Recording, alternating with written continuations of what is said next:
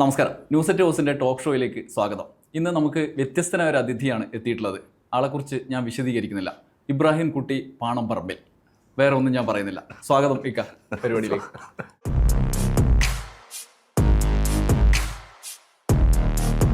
എന്താ ആദ്യം തന്നെ ചിരി? അതല്ല, നമസ്കാരം.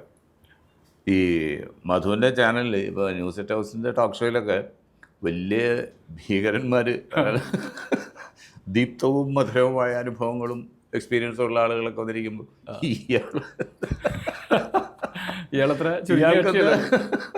ഇയാൾക്കെന്താ ഇവിടെ കാര്യമെന്ന് ചോദിക്കരുത്. അല്ല, അത് ആളുകൾക്ക് മനസ്സിലാവും എന്താ കാര്യം എന്ന് സംസാരിച്ചു വരുമ്പോൾ മനസ്സിലാവും. അല്ല, ഒരു കാര്യം ആദ്യം തന്നെ വ്യക്തത വരുത്തിയിട്ട് പോവാം. ഇപ്പം മമ്മൂട്ടിയുടെ അനിയൻ കൂടിയാണ്. അതെ, ഈ മമ്മൂട്ടിക്ക് ഒരേ അനിയല്ല, ഒരുപാട് അനിയന്മാർ. പക്ഷെ നമ്മളൊക്കെ മമ്മൂട്ടിയുടെ അനിയൻ എന്ന് നിങ്ങളാണ് എഴുതി. അതെന്തുകൊണ്ട് അങ്ങനെ? അത് ഒരു പക്ഷേ ഒരു ഈ മേഖലയിൽ എത്തിപ്പെട്ടതുകൊണ്ടാവാം. കുറച്ചുകൂടി ആൾക്കാർക്ക് അറിയാവുന്നത് തന്നെയാണ്. അനിയൻ അത്ര വലിയ പോപ്പുലറല്ലാന്ന് വെച്ചാൽ അവൻ്റെ മേഖലയിൽ അവൻ പോപ്പുലറാണ്, അവൻ ബിസിനസ് ചെയ്യുന്ന ആളാണ്. ആ വഴിക്കൊക്കെ അവനറിയാം. ഞാനിങ്ങനെ ഈ സീരിയലിലും സിനിമയിലൊക്കെ ഇങ്ങനെ ഓടി നടക്കണോണ്ട്. മമ്മൂട്ടി സിനിമയിൽ മെഗാതാരായിരിക്കുമ്പോൾ സീരിയലിൽ നിങ്ങൾ അനിഷേധനായ ഒരു താരമാണ്. അങ്ങനെയുണ്ടോ? സീരിയലിൽ അങ്ങനെയുണ്ടോ? അങ്ങനെ ഇപ്പോൾ മുൻനിര 3 ചാനലിലെ മുൻനിര ചാനലുകൾ, 3-4 ചാനൽ, സൂര്യലുണ്ട്. അത് ഞാൻ കുറേ കാലം ഇല്ലായിരുന്നു. കുറേ കാലം ഇല്ലായിരുന്നിട്ട് പിന്നെ ഒരു 4-5 വർഷത്തിന് ശേഷം വന്നങ്ങോട്ട് ഇതായതാണ്. നമുക്ക് അതിലേക്കൊക്കെ വരണം. നമുക്ക് ആദ്യം ചെമ്പിൽ നിന്ന് തന്നെ തുടങ്ങാം. എങ്ങനെയായി പ്രാഥമിക വിദ്യാഭ്യാസം, ചെറുപ്പകാലമൊക്കെ ഓർക്കുന്നത്? പ്രാഥമിക വിദ്യാഭ്യാസം ആശാങ്കളരി പോയിട്ടുണ്ട്. അത് ശരി. ഒരു ഞങ്ങൾക്കൊരു നീലേണ്ടനാശാൻ, കൊച്ചു നീലിയാശാൻ എന്നാണ് വിളിക്കുക. അതിൻ്റെ പേരിൽ ഞാനും ഏട്ടനും തമ്മിൽ തർക്കമുണ്ട്. പുള്ളി കൊച്ചു നീലിയാശാനാണോ വേറൊരു ആശാനാണോ എന്ന് സംശയം. അല്ല, നീലേണ്ടനാശാനാണ് കുടുംബമൊക്കെ കെട്ടിയിട്ട ഒരാളായിരുന്നു. അപ്പോൾ ഞങ്ങൾ നിലത്തെഴുത്തിന് അവിടെ പഠിപ്പിച്ചിട്ടുണ്ട്. ഞങ്ങൾ രണ്ടുപേരും നിലത്തെഴുത്ത് അവിടെ ഉണ്ടായിരുന്നു. പിന്നെ അത് കഴിഞ്ഞിട്ട് വേറൊരു ശങ്കുണ്ണി ആശാൻ എന്ന് പറഞ്ഞിട്ട് ആശാൻ്റെ അവിടെയാണ് ഹരിശ്രീ കുറിക്കണം. അത് കുറച്ച് ദൂരം പോകണം.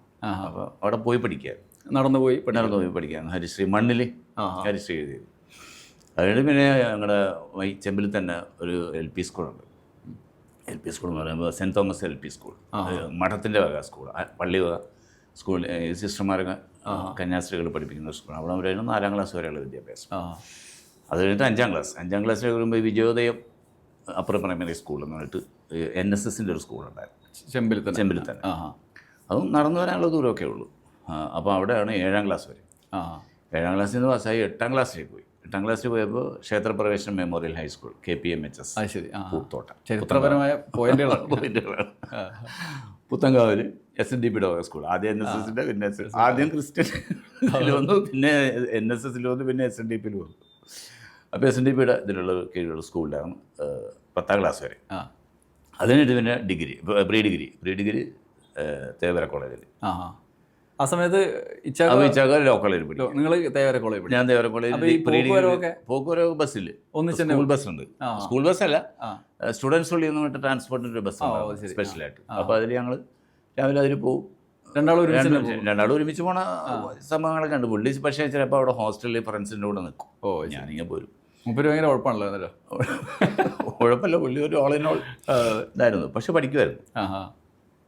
അങ്ങനെയൊക്കെയാണ് പ്രാഥമിക വിദ്യാഭ്യാസം. അങ്ങനെ ചെമ്പിൽ നിന്നാണ് പോയിക്കൊണ്ടിരുന്നത്. അത് ശരി. പക്ഷെ അത് ചെമ്പിൽ ഞാനൊരു 6ാം ക്ലാസ് വരെ, 6ാം ക്ലാസ് 7ാം ക്ലാസ്സിലൊക്കെ പഠിക്കുമ്പോൾ ഞങ്ങൾ ചെമ്പിലെ തറവാട്ട് വീട്ടിൽ നിന്ന് മാറി വേറൊരു വീട്ടിലേക്ക് താമസം മാറ്റി. അത് ശരി. അവിടെ ഇപ്പോൾ ഇല്ല, നിലവിലില്ല. ഞങ്ങളുടെ തറവാട് മാത്രമേ ഇപ്പോൾ നിലവിലുള്ളൂ. അപ്പോൾ അവിടെ നിന്നാണ് പിന്നീടുള്ള വിദ്യാഭ്യാസ കലാപരിപാടികളൊക്കെ നടത്തി. പിന്നെ തൊഴിൽ മേഖലയിലേക്ക് വരുന്നത്? തൊഴിൽ മേഖലയിലേക്ക് വരുന്നത് വിദ്യാഭ്യാസം കഴിഞ്ഞു. പിന്നെ തൊഴിലന്വേഷണം വലിയ കാര്യക്ഷമമായിട്ടൊന്നും ഉണ്ടായില്ല. ഈ ആഗ്രഹം എന്തായിരുന്നു? എന്തെങ്കിലും ആവണം എന്നൊരു തോന്നലുണ്ടാവില്ല? ആവണമെന്ന് തോന്നുന്നത് വെച്ചാൽ ശരിക്കും പറഞ്ഞാൽ എനിക്ക് ബിസിനസ് ചെയ്യണമെന്നൊക്കെ തന്നെയായിരുന്നു ആഗ്രഹം. പിന്നെ ഈ പറഞ്ഞ പോലെ നമുക്ക് സന്തുലിതമായ ഒരു ചിന്തകളില്ലല്ലോ. ഇങ്ങനെ അവിടെ ഇപ്പോൾ ഒരു ജോലി കിട്ടിയിരുന്നെങ്കിൽ വേറെ പ്രശ്നങ്ങളില്ലായിരുന്നു. പക്ഷേ ഈ ജോലി ചെയ്യാന്ന് പറഞ്ഞാൽ ഇപ്പം ഞാൻ എപ്പോഴും ആലോചിക്കും, ഏതെങ്കിലും ഒരു ഓഫീസിലൊക്കെ ആൾക്കാർ എന്തൊക്കെ ജോലിയായിരിക്കും അവിടെ ചെയ്യുക. നമുക്കിപ്പോഴും ഒരു ഐഡിയ ഇല്ല. അപ്പോൾ നമ്മളൊരു ഓഫീസിൽ ചെന്ന് കാണുമ്പോൾ എന്ത് ജോലിയാണ് ചെയ്യണത്, എന്തായിരിക്കും അവരുടെ രാവിലെ വന്നു കഴിഞ്ഞാൽ ഏതിലായിരിക്കും അവർ തുടങ്ങുക, എങ്ങനെയായിരിക്കും അതൊന്നും ഒരു ഐഡിയ ഇല്ല. പക്ഷേ അങ്ങനെ ഒരു ഇത് ഏതായാലും ഈ രംഗത്തേക്ക് ഞാൻ ചിന്തിച്ചിട്ടില്ല. സിനിമ അഭിനയം അങ്ങനെയുള്ള കാര്യങ്ങളും ചിന്തിച്ചില്ല. പക്ഷേ ഈ നമ്മൾ ഈ സെൽഫ് എക്സിബിറ്റിങ്ങിൻ്റെ ഒരു ഇതുണ്ടല്ലോ, നമ്മുടെ ഒരു ഫോട്ടോ ഒക്കെ എടുത്ത് കഴിഞ്ഞാൽ കുറേ പേരെ കാണിക്കുമല്ലോ, കൊള്ളാവും ജ്യോതികൾ, അങ്ങനത്തെ ഒരു മൈൻഡ് ഉണ്ടല്ലോ. അപ്പോൾ നമ്മളെ കാണുമ്പോൾ ആളുകൾ എന്ത് പറയുമെന്ന് അറിയാൻ വേണ്ടി ഇങ്ങനെ ഒരു സ്ക്രീനിലൊക്കെ വരികയാണെങ്കിൽ എങ്ങനെ ഉണ്ടാവും, നമ്മളെ വരുമ്പോൾ ആൾക്കാരെ എങ്ങനെ കാണും, അതെങ്ങനെ പ്രതികരിക്കും, അല്ലെങ്കിൽ ഒരു സ്റ്റേജിൽ പെർഫോം ചെയ്യുമ്പോൾ എങ്ങനെ ആയിരിക്കും എന്നൊക്കെ, അങ്ങനെയുള്ള ആഗ്രഹങ്ങളുടെ അപ്പുറത്തേക്ക് ഞാൻ ചിന്തിച്ചിട്ടില്ല. ശരി. പിന്നെ പഠിക്കുന്ന കാലത്ത് ഈ പറഞ്ഞ പോലെ ഡിഗ്രിക്ക് പഠിക്കുമ്പോൾ അഡ്മിഷൻ എടുക്കാൻ ഇറങ്ങുമ്പോൾ ഞാൻ മലയാളം എടുക്കണമെന്നായിരുന്നു എൻ്റെ ഏറ്റവും വലിയ ആഗ്രഹം. മലയാളം BA എടുക്കണം, എന്നിട്ട് മലയാളം MA പോകണം, അങ്ങനെയൊക്കെ ആഗ്രഹിച്ചാൽ പോയത്. പക്ഷെ മലയാളം ചെന്നപ്പോൾ മലയാളം അതിൽ തികഞ്ഞു പോയി. പിന്നെ അഡ്മിഷൻ എടുത്തില്ല. അതെനിക്ക് എനിക്ക് ജീവിതത്തിലെ ഏറ്റവും വലിയ സങ്കടം ഉള്ള ഒരു കാര്യം ചോദിച്ചാൽ അതാണ്. എനിക്ക് മലയാളം BAക്ക് ചേരാൻ പറ്റിയില്ല എന്നുള്ള ഭയങ്കര സങ്കടം. അതിൽ പോയിട്ട് അറബി എടുത്തിട്ട് ഞാനും തോന്നുന്നു അറബി. അതിൻ്റെ ഒരു പിന്നെ നിഴലാട്ടം, പ്രതിഭയുടെ നിഴലാട്ടം. ഇപ്പോൾ ഷാർജ പുസ്തകങ്ങളിൽ ഓത്തുവള്ളിയിൽ എന്ന് പറഞ്ഞ പുസ്തകം നോവല് പ്രകാശനം ചെയ്തിട്ടുണ്ട്. അതിന് മുന്നേ നോവൽ എഴുതിയിട്ടുണ്ട്, ഞാൻ വായിച്ചിട്ടുണ്ട്. നിങ്ങൾ വായിച്ചിട്ടുണ്ട്? എന്തൊക്കെയാണ് അതിൻ്റെ ഒരു പിന്നിലെ പ്രവർത്തനം? എന്തൊക്കെയാണ്? ഇത് 6ാമത്തെ പുസ്തകമാണ് ഇപ്പോൾ ഓത്തുവള്ളി. ഇതൊക്കെ ഞാൻ തന്നെ എഴുതിയതാണ്. ഞാൻ തന്നെ എഴുതിയതാണ്. 6 നോവൽ തന്നെയാണോ? 5 നോവലും ഒരു ചെറുകഥാ സമാഹാരം, അങ്ങനെയാണ് 5 നോവലാണ് എഴുതിയത്. അപ്പോൾ അതിൽ ഒരു കണ്ടന്റ് ഉണ്ടാകുക, അതിന് എഴുതി പോവുക, അങ്ങനെ എഴുതി തുടങ്ങിയാൽ ഒരിഷ്ടമാണ് ഇങ്ങനെ ഇരുന്ന് എഴുതാൻ. അതൊരു എന്താ പറയുക, ഒരു എഴുത്തുകാരൻ്റെ ഭാഷയിൽ പറഞ്ഞാൽ അതൊരു ലഹരി ആയിട്ട് ഇങ്ങനെ നമ്മളെ പിന്തുടരും. പിന്നെ ഇടക്ക് വന്നിട്ട് ഇങ്ങനെ റൈറ്റേഴ്സ് ബ്ലോക്ക് എന്ന് പറയുന്ന പോലത്തെ ഒരു ബ്ലോക്ക് വരും. ശരി. അവിടെ നിന്ന് പോകും, കഥ ഇങ്ങനെ വന്ന് സ്റ്റക്കാവും. പിന്നെ അതിങ്ങനെ കുറേ ആൾ കറങ്ങി തിരിഞ്ഞ് വരുമ്പോൾ പിന്നെ പെട്ടെന്നൊരു വെളിപാടുണ്ടാകുമ്പോഴാണ് പിന്നെ അത് ബാക്കി. പിന്നെ പാട്ടുകൾ എഴുതുന്നുണ്ടല്ലേ, ആൽബം? അതെ. അങ്ങനെ ഏട്ടൻപള്ളി ചോദിക്കുമ്പോൾ നീ ചെയ്യാത്ത വല്ലതും ഉണ്ടോ? ഇച്ചൊക്കെ വായിച്ചിട്ടുണ്ടോ? നോവലൊക്കെ വായിച്ചിട്ടുണ്ടോ? ഒരു പിടുത്തമില്ല. പുള്ളി എപ്പോഴെങ്കിലും ഇതിനെക്കുറിച്ച് പറയാറുണ്ടോ? പുസ്തകം ഞാൻ കൊണ്ട് അവിടെ ഏൽപ്പിക്കാറുണ്ട്, വായിക്കാറുണ്ട്, പക്ഷെ പറയില്ല, വായിച്ചാലും പറയാറ്. അത് ശരി. ഞാൻ വായിച്ചു കൊള്ളാം എന്നൊന്നും പറയുന്നു. അത് ശൈലിയാണ്, അത് സ്ഥിരം പരിപാടിയാണ്. നമ്മളെ പെട്ടെന്ന് അങ്ങനെ നമ്മളെ പറ്റി മറ്റുള്ളവർ പറയുമ്പോൾ പുള്ളിക്ക് ഇഷ്ടമാണ് അത്. അങ്ങനെ പറഞ്ഞു. ഇവിടെ പ്രസംഗിക്കാൻ പോയപ്പോൾ ഞാൻ ഓറേഷൻ പ്രസംഗിക്കും. അപ്പോൾ അവിടെ പ്രസംഗിച്ചപ്പോൾ എന്നെപ്പറ്റി അവൻ ഇങ്ങനെ പറഞ്ഞു എന്നൊക്കെ പറയും. അതായത് ഞാൻ പുള്ളി പറയണതല്ല, ആരോ പറഞ്ഞു ഇതിൻ്റെ ഭാഷയെക്കുറിച്ച് ഇങ്ങനെ പറഞ്ഞു, നല്ല ഭാഷയാണെന്ന് പറഞ്ഞു എന്നൊക്കെ പറഞ്ഞു. അല്ല, നേരിട്ടങ്ങനെ അത് നമുക്കറിയാവുന്നതുകൊണ്ട് ആളുടെ സ്വഭാവം നമുക്കറിയാം. നമ്മൾ ജനിച്ചാലും ഒരു മൂപ്പരെ കാണാനാണ്. പിന്നെ അതിൽ നിന്ന് നമ്മൾ നേരെ സിനിമയിലേക്ക് തന്നെ. സിനിമയിലേക്ക് ഈ പറഞ്ഞ പോലെ അങ്ങനെ ഒരു അതിൻ്റെ ഇടയ്ക്ക് ഒരു 6 വർഷം വെറുതെ പോയി. അത് ശരി. അതെങ്ങനെ? സൗദി അറേബ്യയിൽ പോയിട്ട്. അതും ഈ പറഞ്ഞ പോലെ ഒരു തെറ്റായ തീരുമാനമായിപ്പോയി. അത് ദുബൈയിൽ പോകാമെന്നായിരുന്നു ആദ്യം പറഞ്ഞത്. ദുബൈ സിനിമയിലുള്ള സമയത്ത്. പക്ഷെ അതിനു മുമ്പ് വേറെ ഒരുപാട് വേണ്ടാതിനങ്ങൾ ഞാൻ ചെയ്തിട്ടുണ്ട്. എനിക്കൊരു പ്രിന്റിംഗ് പ്രസ് ഉണ്ടായിരുന്നു, സ്ക്രീൻ പ്രിന്റിങ്ങിൻ്റെ. അപ്പോൾ അത് ഈ സിനിമയുടെ പരസ്യങ്ങളൊക്കെ പണ്ട് ഇങ്ങനെ ഈ കാറിൻ്റെ ഒക്കെ ഗ്ലാസിൻ്റെ ഫ്രണ്ടിൽ ഇങ്ങനെ ഒട്ടിച്ചു പോകുമല്ലോ സിനിമയുടെ പോസ്റ്റർ, മറ്റേ സ്റ്റിക്കർ ഒട്ടിക്കുമല്ലോ വലിയ നീളത്തിൽ. അത് ചെയ്തിരുന്നു. വെച്ചാൽ സ്ഥിരമായിട്ട് ഞാൻ സെൻട്രൽ പിക്ചേഴ്സിൻ്റെ സെഞ്ച്വറി ഫിലിംസ് അങ്ങനെയുള്ളവരുടെ കാണാമറയത്ത്, അതുപോലെ അങ്ങനെ സന്ധ്യയ്ക്ക് കഴിഞ്ഞപ്പോൾ ഹിമവാഹിനി, അങ്ങനെയുള്ള കുറേ പടങ്ങൾ, കുറേ സിനിമകൾ ഒക്കെ ഞാൻ ചെയ്തിരുന്നു. അങ്ങനെ കുറേ നാളങ്ങനെ പോയി. അത് കഴിഞ്ഞിട്ട് പിന്നെ ഞാൻ വീഡിയോ ലൈബ്രറി ഉണ്ടായിരുന്നു, വീഡിയോ ഷോപ്പ്. അതിൻ്റെ അപ്പുറത്തേക്ക് വേറെ ഒരു ഭീകരമായൊരു കാര്യം ഉണ്ടായിരുന്നു. അത് ചിലർക്ക് അറിയാം. ഞാൻ അതിൻ്റെ ഒരു കോപ്പി അന്വേഷണം കിട്ടിയില്ല. അതിന് വീഡിയോ മാഗസിൻ വെച്ചാൽ പ്രിൻറ്റഡ് മാഗസിൻ അല്ല, വിഷ്വൽ മാഗസിൻ. അതായത് ഇപ്പോൾ നമ്മൾ കാണുന്ന ചാനലിൻ്റെ ഒരു മിനിയേച്ചർ, അതായത് 2.5 മണിക്കൂർ പ്രോഗ്രാംസ്. അത് കാസറ്റ് ആക്കിയിട്ട് അപ്പോൾ അതിൽ നമ്മൾ ആർട്ടിസ്റ്റ് ഇപ്പം അത് തന്നെ ഇൻ്റർവ്യൂ ചെയ്യുന്നത് പോലെ നമ്മളിപ്പോൾ സിനിമയിലുള്ള ആളുകളെ പോയിട്ട് ഇൻ്റർവ്യൂ ചെയ്യും. അത് ക്യാമറയൊക്കെ ഇട്ട് പോയിട്ട് ഇൻ്റർവ്യൂ ചെയ്യും. അത് മദ്രാസിൽ കൊണ്ടുപോയിട്ട് എഡിറ്റ് ചെയ്ത് മ്യൂസിക്കൊക്കെ ഇട്ട് ഞാൻ, രഞ്ജി പണിക്കർ, TG ശ്രീകുമാർ ക്യാമറമാൻ, ഞങ്ങൾ 3 പേരും കൂടിയായിരുന്നു അത് ശരി ഇത് നടത്തിക്കൊണ്ടിരുന്നത്. അതിനൊരു വണ്ടിയൊക്കെ ഇട്ട് ഇങ്ങനെ ലൊക്കേഷനുകളിലൊക്കെ പോകും. അപ്പോൾ രഞ്ജി പണിക്കർ അന്നേരം സിനിമയിൽ ചിത്രഭൂമിയിൽ വർക്ക് ചെയ്യും. ചിത്രഭൂമിയിൽ നിന്ന് വർക്ക് ചെയ്തത് സ്റ്റാഫല്ല, അതുപോലെ ഇങ്ങനെ ചിത്രഭൂമിയിൽ സിനിമ പത്രപ്രവർത്തകരായിരുന്നു. അതിന് രഞ്ജി നമ്മുടെ കൂടെ കൂടി. അപ്പോൾ ഇതിൻ്റെ കമൻട്രി ഒക്കെ എഴുതേണ്ട രഞ്ജിയ ഈ സിനിമയുടെ നമ്മൾ ഇതിൽ പറയണമല്ലോ. അതൊക്കെ ഭയങ്കര രസമുള്ള പരിപാടി. അത് എന്നിട്ട് ഈ നമ്മൾ ആൽബം പോലെ കവറൊക്കെ ചെയ്ത് ഈ വീഡിയോ കാസറ്റ് വരുമല്ലോ, അത് അതുപോലെ ഓരോ ഷോപ്പുകളിൽ കൊടുക്കും. ഓരോ ഏജന്റുമാരൊക്കെ ഉണ്ടാവും, ലൊക്കേഷൻ കവർ ഉണ്ടാവും. അന്ന് ഇതൊക്കെ ഭയങ്കര കൗതുകമാണല്ലോ അല്ലേ? ആണ്, വേറെ മീഡിയ ഇല്ല കാണാനായിട്ട്. അന്ന് ദൂരദർശൻ മാത്രമേ ഉള്ളൂ, ദൂരദർശനിൽ ഏഷ്യാനെറ്റൊന്നും ഇല്ലല്ലോ അന്ന്. അന്ന് ഈ സിനിമയുടെ വിശേഷങ്ങൾ അറിയാൻ വേറെ മാർഗ്ഗങ്ങളൊന്നുമില്ല. അത് വായിച്ചറിയാന്നുള്ളതിൻ്റെ, ഇത് കണ്ടറിയാന്നുള്ള. കാരണം ഇതിപ്പോൾ ഞാൻ പ്രിയദർശൻ, ജോഷി, IV ശശി, സത്യനന്ദിക്കാട്, അങ്ങനെയുള്ള കമൽ, അങ്ങനെയുള്ള പ്രഗത്ഭരായിട്ടുള്ള ആ കാലത്തുള്ള ഡയറക്ടർമാർ, VG വിശ്വനാഥൻ, അപ്പോൾ അവരുടെയൊക്കെ ലൊക്കേഷനിൽ നമ്മൾ ചെന്ന് കഴിഞ്ഞാൽ എനിക്ക് അതിനുള്ള എല്ലാ സൗകര്യങ്ങളും അവർ ചെയ്തു തരും. അത് ശരി. ഇപ്പോൾ അവരുടെ ക്യാമറ വെക്കുന്ന ഇപ്പോൾ ഒരു ട്രോളിയിൽ ക്യാമറ വെച്ചിരിക്കുകയാണെങ്കിൽ ആ ട്രോളിയുടെ സൈഡിൽ എൻ്റെ ക്യാമറയും കൂടി വെക്കും. എന്നിട്ട് സീൻ മൊത്തമായിട്ട് ഷൂട്ട് ചെയ്യാൻ എനിക്ക് പെർമിഷൻ ഉണ്ട്. അപ്പോൾ എല്ലാ സെറ്റിലും നമുക്ക് പോവാം. അങ്ങനെ അതൊക്കെ ഭയങ്കര രസമാണ്. എല്ലാവരെയും ഒരു തിലകൻ ചേട്ടൻ, മോഹൻലാൽ, ഞങ്ങളുടെ ഏട്ടൻപള്ളിനെ വെച്ച് ബാക്കി എല്ലാവരും മിക്കവാറും, മുരളിച്ചേട്ടൻ, മറ്റേ സൂര്യയുടെ ശിവകുമാർ സാർ, കാർത്തികയുടെ അച്ഛൻ ശിവകുമാർ, സുലക്ഷണ, തമിഴിൽ നിന്ന് വിജയകാന്ത്, ഇവരൊക്കെയായിട്ട് ഭയങ്കര കമ്പനിയായിരുന്നു ഞാൻ. പ്രഭു, രജനീകാന്തൊട്ടൊക്കെ നല്ല എടുക്കും. കമലഹാസൻ്റെ ഒക്കെ സംഭവം, കമലഹാസൻ്റെ അപൂർവ സഹോദരങ്ങളുടെ ഷൂട്ട് നടക്കുന്ന എറണാകുളത്തായിരുന്നു. അപ്പോൾ അവിടെ ഈ സൂത്രപ്പണിയൊക്കെ ഉണ്ടല്ലോ ഈ പടത്തിൽ, ഇയാൾക്ക് ഉള്ളനായിട്ടൊക്കെ വീണ ആരും കാണിക്കും. പക്ഷേ എനിക്ക് എപ്പോൾ ചെന്നാലും പെർമിഷനകത്ത്. കമലിന് ഭയങ്കര ഇഷ്ടമായിരുന്നു. അതൊക്കെ കണ്ടിട്ടുണ്ടല്ലോ അതിൻ്റെ ഷൂട്ടിന് സമയത്തൊക്കെ എനിക്ക് പെർമിഷൻ ഉണ്ട്. എന്നെ കയറ്റിവിടാത്തോട്ടിരുന്നത് ഞാൻ. അങ്ങനെയൊക്കെ ഒരു റിലേഷനൊക്കെ ഉണ്ടായിരുന്നു. പിന്നെ അത് ഈ സൗദി അറേബ്യയിൽ പോയതോടുകൂടി അതിൻ്റെ കഥ കഴിഞ്ഞു. അവിടെ കട്ടായി കഴിഞ്ഞപ്പോൾ എനിക്ക് കോൺടാക്ട്സ് മുഴുവൻ പോയി. അപ്പോൾ അത് കഴിഞ്ഞിട്ട് പിന്നെ സൗദി അറേബ്യയിൽ 6 വർഷം. അത് സൗദിയിലേക്ക് പോകാൻ അത് തീരുമാനം, ദുബൈക്ക് പോയാൽ മതി എന്ന് പറഞ്ഞതാണ്. പക്ഷെ അതെൻ്റെ ഒരു നെകളിപ്പായിരുന്നു. സംഭവിച്ചതാ അവിടെ നിന്ന് ഉളവായി പോയി ബിസിനസ് ചെയ്ത്. അത് പക്ഷേ അത് ഈ പറഞ്ഞ പോലെ ഓരോ കാര്യത്തിലും രക്ഷപ്പെട്ട് വരുന്നവൻ പറയുന്നത് എല്ലാവരും വിശ്വസിക്കും. പരാജയപ്പെട്ടു പോയതിൻ്റെ കഥകൾ കേട്ട് കഴിഞ്ഞാൽ അത് നിൻ്റെ കുഴപ്പമുണ്ടാകും. അതിപ്പോൾ ഏത് വിഷയത്തിലും നമ്മൾ ശരിയായില്ലെങ്കിൽ പറയാം അതൊക്കെ നോക്കണം, മര്യാദക്ക് നോക്കണം, അത് നിൻ്റെ കുഴപ്പം കൊണ്ട് ഞാൻ പോയി അല്ല എന്ന് പറയുന്നില്ല. അതുകൊണ്ട് രക്ഷപ്പെട്ട് കഴിഞ്ഞാൽ അതിനെ അവകാശപ്പെടാൻ ഒരുപാട് ആളുകളുണ്ട്. അങ്ങനെ മറ്റോ സഹായിച്ചാൽ നല്ല സഹായം ഉണ്ടാകുന്നു. അങ്ങനെ ഇത് അതൊരു പറഞ്ഞിട്ട് കാര്യമില്ല, അതൊരു സങ്കടകരമാണ്. ഇതിപ്പോൾ പോയാലും പിടിച്ചുകൊണ്ടുവരാൻ പറ്റില്ല. അതെ അതെ. പിന്നെ തിരിച്ചു പോകുന്നല്ലേ? പിന്നെ തിരിച്ചു പോകുന്നു എന്ന് വെച്ചാൽ അത് ഒരു 6 വർഷത്തെ ഒരു കഥ പറഞ്ഞാൽ അത് വേണമെങ്കിൽ ഒരു പുസ്തകം എഴുതാം. അതിന് മാത്രമുള്ള അനുഭവങ്ങളുണ്ട് സൗദി അറേബ്യയിൽ എനിക്ക്. കാരണം നമ്മളിവിടെ നിന്ന് പോകുന്ന മമ്മൂട്ടിയുടെ അനിയൻ എന്നുള്ള രീതിയിലാണ്. അവിടെ ചെല്ലുമ്പോൾ നമുക്ക് കിട്ടുന്ന റെസ്പോൺസും റിസപ്ഷനും എല്ലാം നമുക്ക് വേറൊരു രീതിയിലാകുമ്പോൾ നമുക്ക് ഇത് ഭയങ്കര പിന്നെ നമ്മളൊരാളെ കോൺട്രാസ്റ്റ്. അങ്ങനെ വരുമ്പോൾ നമുക്ക് പിന്നെ അങ്ങ് നമ്മൾ ഒഴുകുകയാണ്. പിന്നെ നമ്മൾ വീണ്ടും നമ്മൾ വിഷ്ണു ലോകം എന്ന് പറഞ്ഞതുപോലെ ആരും വന്നു, ഇനിയിപ്പോൾ ഇതിങ്ങനെ പോട്ടെ, എവിടെയെങ്കിലും അവസാനിക്കട്ടെ, ഏതെങ്കിലും ഇതിൻ്റെ അവസാനം ഉണ്ടാവുമല്ലോ വിചാരിച്ച് അങ്ങനെ പോയി. അതങ്ങനെ കഴിഞ്ഞിട്ട് പിന്നെ അവിടെ നിന്ന് തിരിച്ചു വന്നിട്ടാണ് ഈ അഭിനയത്തിലേക്ക് വരുന്നത്. അഭിനയത്തിലേക്ക് വരുമ്പോൾ എനിക്കിപ്പോഴും ചെറിയ തോതിൽ എനിക്ക് ഈ സ്റ്റേജ് ഫിയർ ഉള്ള ആളാണ്. ഈ ക്യാമറയുടെ മുമ്പിൽ നിന്ന് അഭിനയിക്കുന്ന പോലെ ഒരു പക്ഷേ പ്രസംഗവേദിയിൽ നിന്ന് പ്രസംഗിക്കാൻ പറ്റില്ല. എന്നാലും ഞാൻ 1000 സദസ്സിനും വേദിയിലൊക്കെ രാഷ്ട്രീയ പ്രസംഗമൊക്കെ നടത്തിയിട്ടുണ്ട്. 1000കണക്കിന് ആളുകളുള്ള കോഴിക്കോട് ബീച്ചിൽ മറ്റ് ജനസാഗരങ്ങൾക്ക് മുന്നിൽ നിന്ന് ഞാൻ പ്രസംഗിച്ചിട്ടൊക്കെ ഉണ്ട്. അങ്ങനെ അവിടം വരേക്ക് എത്തി പിന്നീട് കാര്യങ്ങൾ. അതിലേക്ക് വരാം. സിനിമക്ക് പിന്നെ എങ്ങനെയാണ് അഭിനയത്തിലേക്ക്? സിനിമ വരണം. ഞാൻ സീരിയലിലും ഞാൻ അഭിനയിച്ചിട്ടുണ്ട്. ഞാൻ സ്കൂളിൽ പഠിക്കുന്ന സമയത്ത്, അത് മിഡിൽ സ്കൂളിൽ, ഹൈസ്കൂളിൽ പഠിക്കുന്ന സമയത്തല്ല, മിഡിൽ സ്കൂളിൽ ഹൈസ്കൂളിൽ പഠിക്കുന്ന സമയത്ത് ഒരു നാടകത്തിൽ അഭിനയിച്ചിട്ടുണ്ട്. പടച്ചോൻ്റെ പണി ഭയങ്കരം എന്ന് പറഞ്ഞിട്ടൊരു നാടകം. ശരി. ഞങ്ങൾ സ്കൂളിൽ ആനിവേഴ്സറിക്ക് അഭിനയിച്ചൊരു നാടകം. അതല്ലാതെ ഞാൻ മിഡിൽ സ്കൂളിൽ പഠിക്കുമ്പോൾ 2 തവണ ഞാൻ സ്ത്രീവേഷം കെട്ടിയിട്ടുണ്ട്.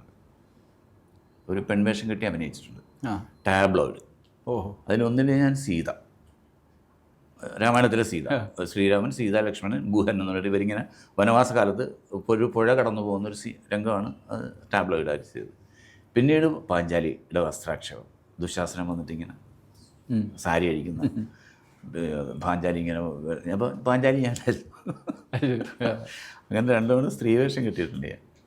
പിന്നെ ഹൈസ്കൂളിലേക്ക് വന്നപ്പോൾ ഈ ഒരു നാടകം കളിച്ചിട്ടുണ്ട്. അതല്ലാതെ എനിക്ക് സ്റ്റേജിൽ ഒരു എക്സ്പീരിയൻസും ഇല്ല. അപ്പോഴും നമ്മുടെ മനസ്സിലുള്ള ആഗ്രഹം ഇങ്ങനെ സ്റ്റേജിലൊക്കെ എന്തെങ്കിലും ചെയ്യണം, ആളുകളിങ്ങനെ അപ്രീഷിയേറ്റ് ചെയ്യില്ല, ഇതൊക്കെ അത് നമുക്ക് എല്ലാവർക്കും ഉള്ള ആഗ്രഹമാണ്. അത് മനസ്സിലുണ്ടായിരുന്നു എന്നുള്ള വെച്ചാൽ വേറെ ശ്രമങ്ങളൊന്നും ഉണ്ടായിട്ടില്ല. അങ്ങനെ സൗദി അറേബ്യയിൽ നിന്ന് വന്നു. പിന്നെ ഈ ഗൾഫ് റിട്ടേൺ ആയിക്കഴിഞ്ഞാൽ, ഗൾഫിൽ നിന്ന് വന്നു കഴിഞ്ഞാൽ പിന്നെ നമുക്കൊരു എന്താ ചെയ്യണമെന്നൊരു സ്റ്റക്കായി നിൽക്കണം. അങ്ങനെ ഇതെങ്ങോട്ടാണ് പോകേണ്ടത്, വണ്ടി എങ്ങോട്ട് വിടും, എങ്ങോട്ട് സ്റ്റെയർ ചെയ്തിരിക്കണമെന്ന് അറിയാതെ ഇങ്ങനെ നിൽക്കുന്ന സമയത്ത് അപ്പോൾ അതിനെക്കുറിച്ചുള്ള ചർച്ചകളും കാര്യങ്ങളൊക്കെ ഇടുന്നപ്പോൾ ഞാൻ ട്രിവാൻഡ്രത്തിന് വരേണ്ട ഒരു ആവശ്യമുണ്ടായി. അത് ചക്കനെ കാണാൻ വേണ്ടി തന്നെ. അപ്പോൾ ഇവിടെ ട്രിവാൻഡ്രത്തിൽ ചക്കടെ പല്ലാവൂർ ദേവനാരായണൻ്റെ ഷൂട്ട്, ക്ലൈമാക്സ് ഷൂട്ടാണ്. ടാഗോർ തിയേറ്ററിലാണ് ഷൂട്ട്. ആ സമയത്ത് ഇങ്ങനെ വന്നു. അപ്പോൾ രാമു മംഗലപ്പള്ളി, ആ പുള്ളി ഇപ്പോൾ സിനിമയിലൊക്കെ അഭിനയിച്ചിട്ടുണ്ട്, പ്രൊഡക്ഷനിലൊക്കെയുള്ള. അപ്പോൾ അങ്ങനെ പുള്ളിയായിട്ട് വന്ന് ശ്യാമിൻ്റെ വീട് ഇവിടെ അടുത്താണെന്നുണ്ടെന്ന് ശ്യാമപ്രസാദിനെ കാണാൻ വേണ്ടി പോയതാണ്. ശ്യാമപ്രസാദിൻ്റെ വീട്ടിൽ പോയി രാജഗോപാൽ സാറൊക്കെ ഉണ്ടായിരുന്നു. അപ്പോൾ അവരുമായിട്ട് ഇങ്ങനെ സംസാരിച്ചു. നമ്മൾ ഈ എന്തെങ്കിലും കുറിച്ചും അറിയാമെങ്കിലും അറിയാൻ പാടില്ലെങ്കിലും ഭയങ്കര ആധികാരികമായിട്ടങ്ങ് അപ്പോൾ പുള്ളിയാണ് ഇങ്ങനെ പറഞ്ഞത്, അഭിനയിച്ച് നോക്കരുതോ എന്ന് ചോദിച്ചത്. പറ്റണ കാര്യമല്ല, നടക്കാത്ത കാര്യം, കാരണം എന്നെ കൊണ്ട് നടക്കില്ല. പക്ഷേ ഇതിനു മുമ്പ് ഒരിക്കൽ ശ്യാമിനെ ഞാൻ വാത്സല്യത്തിൻ്റെ സെറ്റിൽ വെച്ച് കണ്ടിട്ടുണ്ട്. ഒറ്റപ്പാലത്ത് വാത്സല്യം ഷൂട്ട് നടക്കുമ്പോൾ അവിടെ ശ്യാം വന്നിരുന്നു. അന്ന് പ്രജാപതി എന്നൊരു പടം മമ്മൂട്ടിനെ വെച്ചിട്ട് ശ്യാം അനൗൺസ് അതല്ല, അത് കൂടാതെ വേറെ മലയാറ്റൂർ രാമകൃഷ്ണൻ നോവലുണ്ട്. അത് സിനിമയാക്കാൻ വേണ്ടി ഇങ്ങനെ അങ്ങനെ നടന്നില്ല അപ്പോൾ. അപ്പോൾ അന്നിങ്ങനെ വന്നപ്പോൾ ഞാൻ ശ്യാമിൻ്റെ ശ്യാംപ്രസാദാണ് സ്ക്രിപ്റ്റും ഡയറക്ടറും ചകല പറയാൻ വേണ്ടി. അങ്ങനെ നമുക്ക് ആ സമയത്തൊക്കെ എന്ന് പറഞ്ഞാൽ ഞാൻ ഈ സൗദി അറേബ്യ പോകുന്നതിന് ഈ സിനിമയിൽ ഒരു പാരലൽ റിലേഷൻഷിപ്പ് എനിക്കുണ്ടാകും. കുറേ നടന്മാരും കുറേ ഡയറക്ടർമാരും കുറേ പ്രൊഡ്യൂസർമാരും ആർട്ടിസ്റ്റുകളും ഒക്കെ ഇട്ടൊക്കെ നല്ലൊരു സൗഹൃദം ഉണ്ടായിരുന്നു. അപ്പോൾ അതുകൊണ്ട് ഏത് സെറ്റിലും എപ്പോഴും നമുക്ക് ചെല്ലാം എന്നുള്ളൊരു അവസ്ഥ ഉണ്ടായിരുന്നു. അങ്ങനെ ശ്യാം പറഞ്ഞപ്പോൾ ഞാനിങ്ങനെ ഒഴിഞ്ഞു. കാരണം ഞാൻ പറഞ്ഞല്ലോ എനിക്ക് ഭയങ്കര ഈ ക്രൗഡ് ഫിയർ ഉണ്ട്, സ്റ്റേജ് ഫിയർ ഉണ്ട്.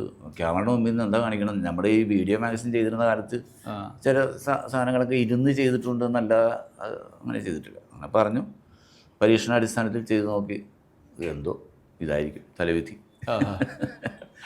അങ്ങനെ അവിടെ നിന്ന് തുടങ്ങി. ശ്യാമപ്രസാദിൻ്റെ ശമനതാളം എന്ന് പറയുന്ന മാതൃഭൂമി പ്രൊഡ്യൂസ് ചെയ്ത ഏഷ്യാനെറ്റിൽ വന്ന സീരിയൽ. അതിലൊരു വേഷം ചെയ്തുകൊണ്ടാണ് തുടക്കം. പിന്നെ സീരിയലിലേക്ക് വന്നു. പെയ്തു വഴിയാതെ വന്നു. പെയ്തു വഴിയാതെ ആ സമയത്ത് തന്നെ ജ്വാലയായി തുടങ്ങി.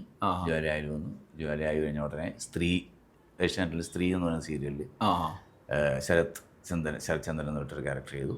പിന്നെ മെഗാ സീരിയലിലേക്ക് മെഗാ സീരിയലുകളായി അല്ല. അപ്പോൾ ആ സമയത്ത് മെഗാ സീരിയലുകളാണ്. ദൂരദർശനിൽ കുറേ സീരിയൽ ചെയ്തിട്ടുണ്ടായിരുന്നു. ഗന്ധർവയാവും ഏഷ്യാനെറ്റിൽ ദേവത അവരുടെ സീരിയൽ, പിന്നെ ഡിറ്റക്റ്റീവ് ആനന്ദ്, അലകൾ, അങ്ങനെ കുറേ.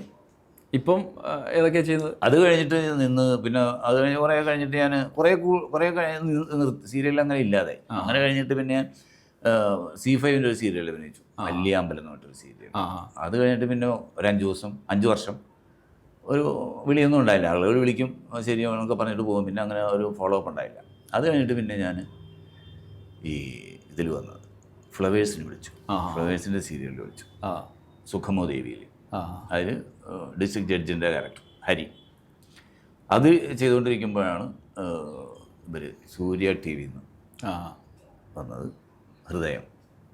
പിന്നെ ഏഷ്യാനെറ്റിൽ സ്നേഹക്കൂട്ട്. ഇപ്പോൾ C5 ഒരു സീരിയലിൽ പറഞ്ഞു വെച്ചിട്ട്. അത് ശരി, സീരിയലിൽ മമ്മൂട്ടിയാവും. പക്ഷേ എന്നുള്ളതുണ്ട്.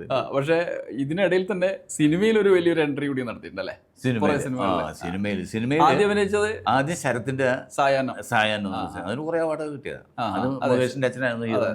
എനിക്ക് ഭയങ്കര നൊസ്റ്റാൾജിയ ഉള്ളൊരു സിനിമയാണ് അത്. ഭയങ്കര രസമായിട്ടുള്ള സിനിമ. ഞാൻ ഷാരി, ജോമോള്, മറ്റേ മുകേഷിന്റെ അച്ഛൻ, അങ്ങനെ കുറേ പേരൊക്കെ അഭിനയിച്ച് എനിക്ക് ഇപ്പോഴും മനസ്സിലിങ്ങനെ ഒരു സിനിമ അഭിനയം എന്ന് പറയുമ്പോൾ ഇങ്ങനെ കുളിര് വരുന്നൊരു സാധനം സായാഹ്നമാണ്.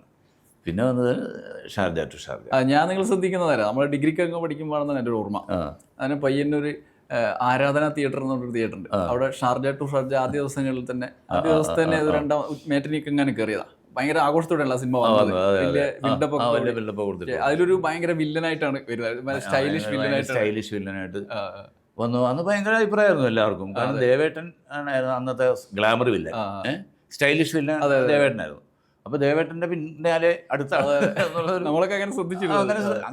പത്രങ്ങളിൽ ആ സിനിമ ഇങ്ങനെ ഒരു ഘട്ടത്തിൽ ഉയരുന്നത് നിങ്ങൾ വരുമ്പോഴാണ് മരുഭൂമിയിലിട്ടിട്ട് അടിച്ചിട്ട് നാട്ടിലേക്ക് വരും അല്ലേ? കുറേ ഉപദ്രവിച്ച് പിന്നെ നാട്ടിൽ വരികയാണ്. അമ്മയുടെ ഉഷാകുമാരിയുടെ. പക്ഷെ അന്നൊക്കെ ഈ ഉഷാകുമാരിയുടെ കൂടെ ഒക്കെ അഭിനയിക്കുമ്പോൾ നമുക്ക് ഭയങ്കര, എനിക്ക് സീനിയേഴ്സിൻ്റെ കൂടെ അഭിനയിക്കുമ്പോൾ ഭയങ്കരമായിട്ട് നമ്മൾ ഒരുപാട് കാലം മുമ്പ് ബ്ലാക്ക് ആൻഡ് വൈറ്റ് സിനിമകളിൽ കണ്ടില്ല. ഇപ്പോൾ ഉഷാകുമാരി നമ്മൾ മറ്റേ കാട്ടുതുളസിയിലൊക്കെ അഭിനയിച്ച ആളാണല്ലോ, ലോറ നീയുടെ. കുറേ സിനിമയിൽ ബ്ലാക്ക് ആൻഡ് വൈറ്റ് നമ്മളിങ്ങനെ അന്തം വിട്ട് കണ്ടുകൊണ്ടിരുന്ന ആളുകളാണ്. അതുപോലെ തന്നെ ജയഭാരതി, അവരുടെ കൂടെ പെയ്തൊഴിയാലും എനിക്കുമ്പോൾ ഞാൻ ഇങ്ങനെ വായിട്ട് നോക്കിയിരിക്കുക. കാരണം നമ്മുടെ മനസ്സിൽ ആ ഒരു അത്ഭുതം ഇങ്ങനെ നിൽക്കുകയല്ലേ. അതൊന്നും പറഞ്ഞിട്ട് കാര്യമൊന്നുമില്ല.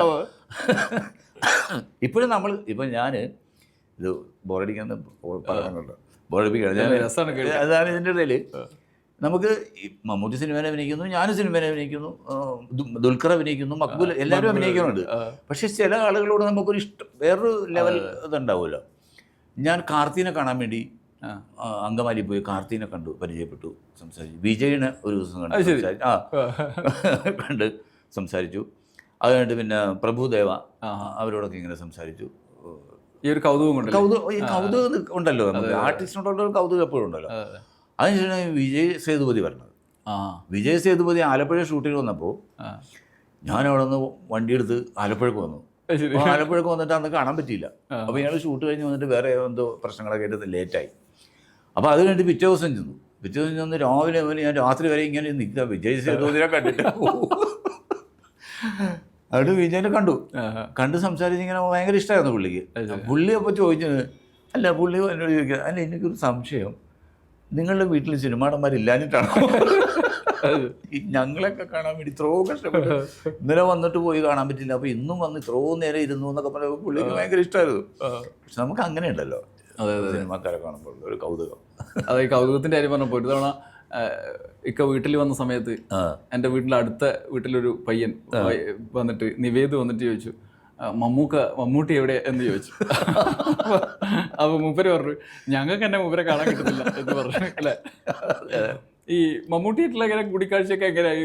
നമുക്കെപ്പോഴും ഇങ്ങനെ കാണാം പുള്ളി, പക്ഷെ വീട്ടിലുണ്ടാവും. അല്ലെ, കുടുംബക്കാരെയൊക്കെ ഇടക്കിടക്ക് കുടുംബക്കാരെ അങ്ങനെ ഈ പറഞ്ഞ പോലെ നമ്മൾ എന്തെങ്കിലും ആവശ്യമുണ്ടെങ്കിൽ വീട്ടിൽ അതിനൊരു ഫോർമാൽ ഒരു ഇതുണ്ടല്ലോ, ഫോർമാലിറ്റീസ്, അങ്ങനെയൊന്നുമില്ല പുള്ളി. അങ്ങനെ പറ്റിയ പറ്റിയ കാര്യമല്ല, അത്രേ ഉള്ളൂ. അപ്പോൾ നമ്മൾ ചെല്ലുമ്പോൾ മൂപ്പര് അവിടെ തിരക്കാണെങ്കിൽ നമ്മൾ ചിലപ്പോൾ കാണാതെ പോരും. അത് ശരി. പുള്ളിയോടെ സംസാരിച്ചിരിക്കണേ നമ്മൾ ഇപ്പോൾ ഓടി ചെയ്യുന്നൊരു ഏടത്തിയോട് കണ്ട് സംസാരിച്ച കാര്യങ്ങളൊക്കെ പറയുന്നത് നമ്മളെ പുറകെ ഇങ്ങോട്ട് പോരും. പുള്ളിനെ കാണലും വളരെ പോരും, കാരണം പുള്ളിക്ക് എപ്പോഴും തിരക്കും കാര്യങ്ങളൊക്കെ ആയിരിക്കും. അതുകൊണ്ട് അയ്യോ കണ്ടില്ലല്ലോ, ഇനി പുള്ളി എന്ത് വിചാരിക്കും എന്ന് ചോദിക്കും. അങ്ങനെ പുള്ളിയൊന്നും വിചാരിക്കാനും നമുക്കറിയാം. അവൻ വന്നിട്ട് പോയെന്നിട്ട് എന്നെ കണ്ടില്ലല്ലോ, അവൻ വന്നിട്ട് അപ്പോൾ ചവർത്താനം വന്നിട്ടിരിക്കുക. അത് ശരി, അത്രേ ഉള്ളൂ. അതിൻ്റെ പ്രത്യേകത അയ്യോ എന്നാൽ ഉടനെ എന്നെ വിളിച്ചാൽ നീ വന്നിട്ട് എനിക്ക് കാണാൻ പറ്റില്ല, അങ്ങനത്തെ പരിപാടിയുള്ളൂ. അപ്പൊ ഈ സിനിമയിലേക്ക് വരുന്ന സമയത്തെ ഇപ്പൊ ഷാർജയില് ഒരു പ്രധാനപ്പെട്ട റോൾ കൂടിയാണ്. മൂപ്പരെന്താ അതിനോടുള്ള സമീപനം? പുള്ളി ഇപ്പോഴും എൻ്റെ അഭിനയം ഗൗരവമായിട്ട് എടുത്തിട്ടില്ലല്ലോ. അത് ശരി. അല്ല, നാട്ടുകാരിയായിരിക്കും മമ്മൂട്ടി പറഞ്ഞാൽ പോലെ 2 റോൾ കിട്ടുമല്ലോ, അങ്ങനെ വിചാരിക്കും ആളുകൾ. പക്ഷെ മമ്മൂട്ടി പറയേണ്ട കാര്യമൊന്നുമില്ല, ഞാൻ മമ്മൂട്ടിയുടെ അനിയനാണെന്ന് ഞങ്ങളൊക്കെ അറിയാവുന്നതിനേക്കാൾ കൂടുതൽ ഈ സിനിമക്കാർക്ക് അറിയാം. അങ്ങനെയാണ് വിളിച്ചാൽ പോലെ. അതെ, നമ്മൾ ഈ ആളുകൾ പറയുമ്പോൾ മമ്മൂട്ടിയുടെ അനിയനാണ്, ശരിയാണല്ലോ മമ്മൂട്ടിയുടെ അനിയനാണല്ലോ എന്ന് പറയാം. സിനിമക്കാർക്ക് അറിയാം, അവർക്ക് എന്നെ വിളിച്ചാൽ മതി. അതിന് മമ്മൂട്ടി പറഞ്ഞാലേ അഭിനയിപ്പിക്കും എന്നുള്ള വാശി പിടിക്കുന്ന കാര്യമൊന്നുമില്ല. അതൊക്കെ ഓരോരുത്തരുടെ ഓരോ.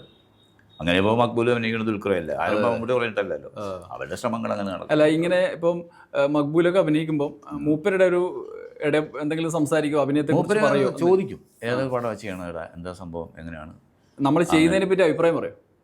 എന്നോട് പറഞ്ഞിട്ടില്ല ഇത്. അപ്പോൾ കുറേ നാൾ കഴിഞ്ഞിട്ട്, കാരണം ഈ ഷാർജ വന്ന് കുറേ കാലം കഴിഞ്ഞപ്പോൾ പുള്ളി എവിടെ നിന്നും ഇത് കണ്ടു സിനിമ, നീ ഒരു കുഴപ്പമില്ലാതെ അതിൽ അഭിനയിച്ചിട്ടുണ്ട്,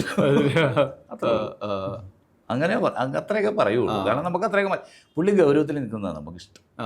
പുള്ളി സോഫ്റ്റ് ആയി കഴിഞ്ഞാൽ അതിൻ്റെ ഒരു ചാമിങ് അങ്ങ് പോകും, അതിൻ്റെ ഒരു അത് പോകും. അപ്പോൾ ഈ ഷാർജ ടു ഷാർജ കഴിഞ്ഞ് പിന്നെ സിനിമകളിൽ എങ്ങനെയാണ് കണ്ടിന്യൂഷൻ? പിന്നെ സിനിമകൾ അന്ന്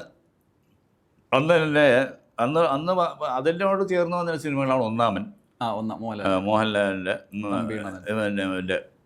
ജയറാമിൻ്റെ മാജിക് ലാമ്പ്. ആ സിനിമകളൊക്കെ എൻ്റെ പേരിങ്ങനെ കണ്ടു, എൻ്റെ അടുത്ത് ഇങ്ങനെ പറഞ്ഞു, ഇങ്ങനെ ഒരു വേഷം ഉണ്ടാകും, ഇതിൽ വേഷം ഉണ്ടാകും പറഞ്ഞു. അങ്ങനെ പറഞ്ഞ ഓർമ്മയുള്ളൂ. പിന്നെ ഒന്നും സംഭവിച്ചില്ല. പിന്നെ ഞാൻ പറഞ്ഞില്ലേ, നമുക്കങ്ങനെ ഒരു സിനിമയിലേക്ക് അങ്ങനെ ഒരു സംഭവം പിന്നെ വന്നില്ല. അതുകൊണ്ട് പിന്നെ ഞാൻ ആ ഭാഗത്തേക്ക് ശ്രദ്ധിച്ചില്ല. എന്നിട്ട് ഞാൻ ചില സിനിമകളിലൊക്കെ 1 ദിവസം 2 ദിവസമൊക്കെ ഷൂട്ടിന് വെറുതെ ഇരിക്കുമ്പോൾ എന്തെങ്കിലും ഇത് എനിക്കും ദോഷമില്ല, അവർക്ക് ഗുണവും ഇല്ലാത്തൊരവസ്ഥയുണ്ടല്ലോ. എനിക്കതുകൊണ്ട് ദോഷമൊന്നും സംഭവിക്കാൻ പോകുന്നില്ല, അവർക്ക് പ്രത്യേകിച്ച് എന്നെ അഭിനയിച്ചിട്ടുണ്ട് ഗുണവുമില്ല. അപ്പോൾ പിന്നെ ഒരു രീതിയാണ്. അപ്പോൾ ഞാനങ്ങനെ എന്താ പറയുക, ലോകനാഥൻ മണിയുടെ പടത്തിൽ അഭിനയിച്ചു. പിന്നെ വേറെ ഏതോ പടം, ചെറിയ സംഭവങ്ങൾ. പിന്നെ കുട്ടി കുട്ടി പടങ്ങളൊക്കെ അഭിനയിച്ചു. ആകാശവും കടന്ന്, ജിയോമെട്രി എന്ന് പറഞ്ഞിട്ടൊരു പടം ഇപ്പം ചെയ്തു. പിന്നെ മെമ്മറി പ്ലസ്, അങ്ങനത്തെ പടം ഇതാകെ അങ്ങനെ വന്നു പോകുന്നു എന്നുള്ളു.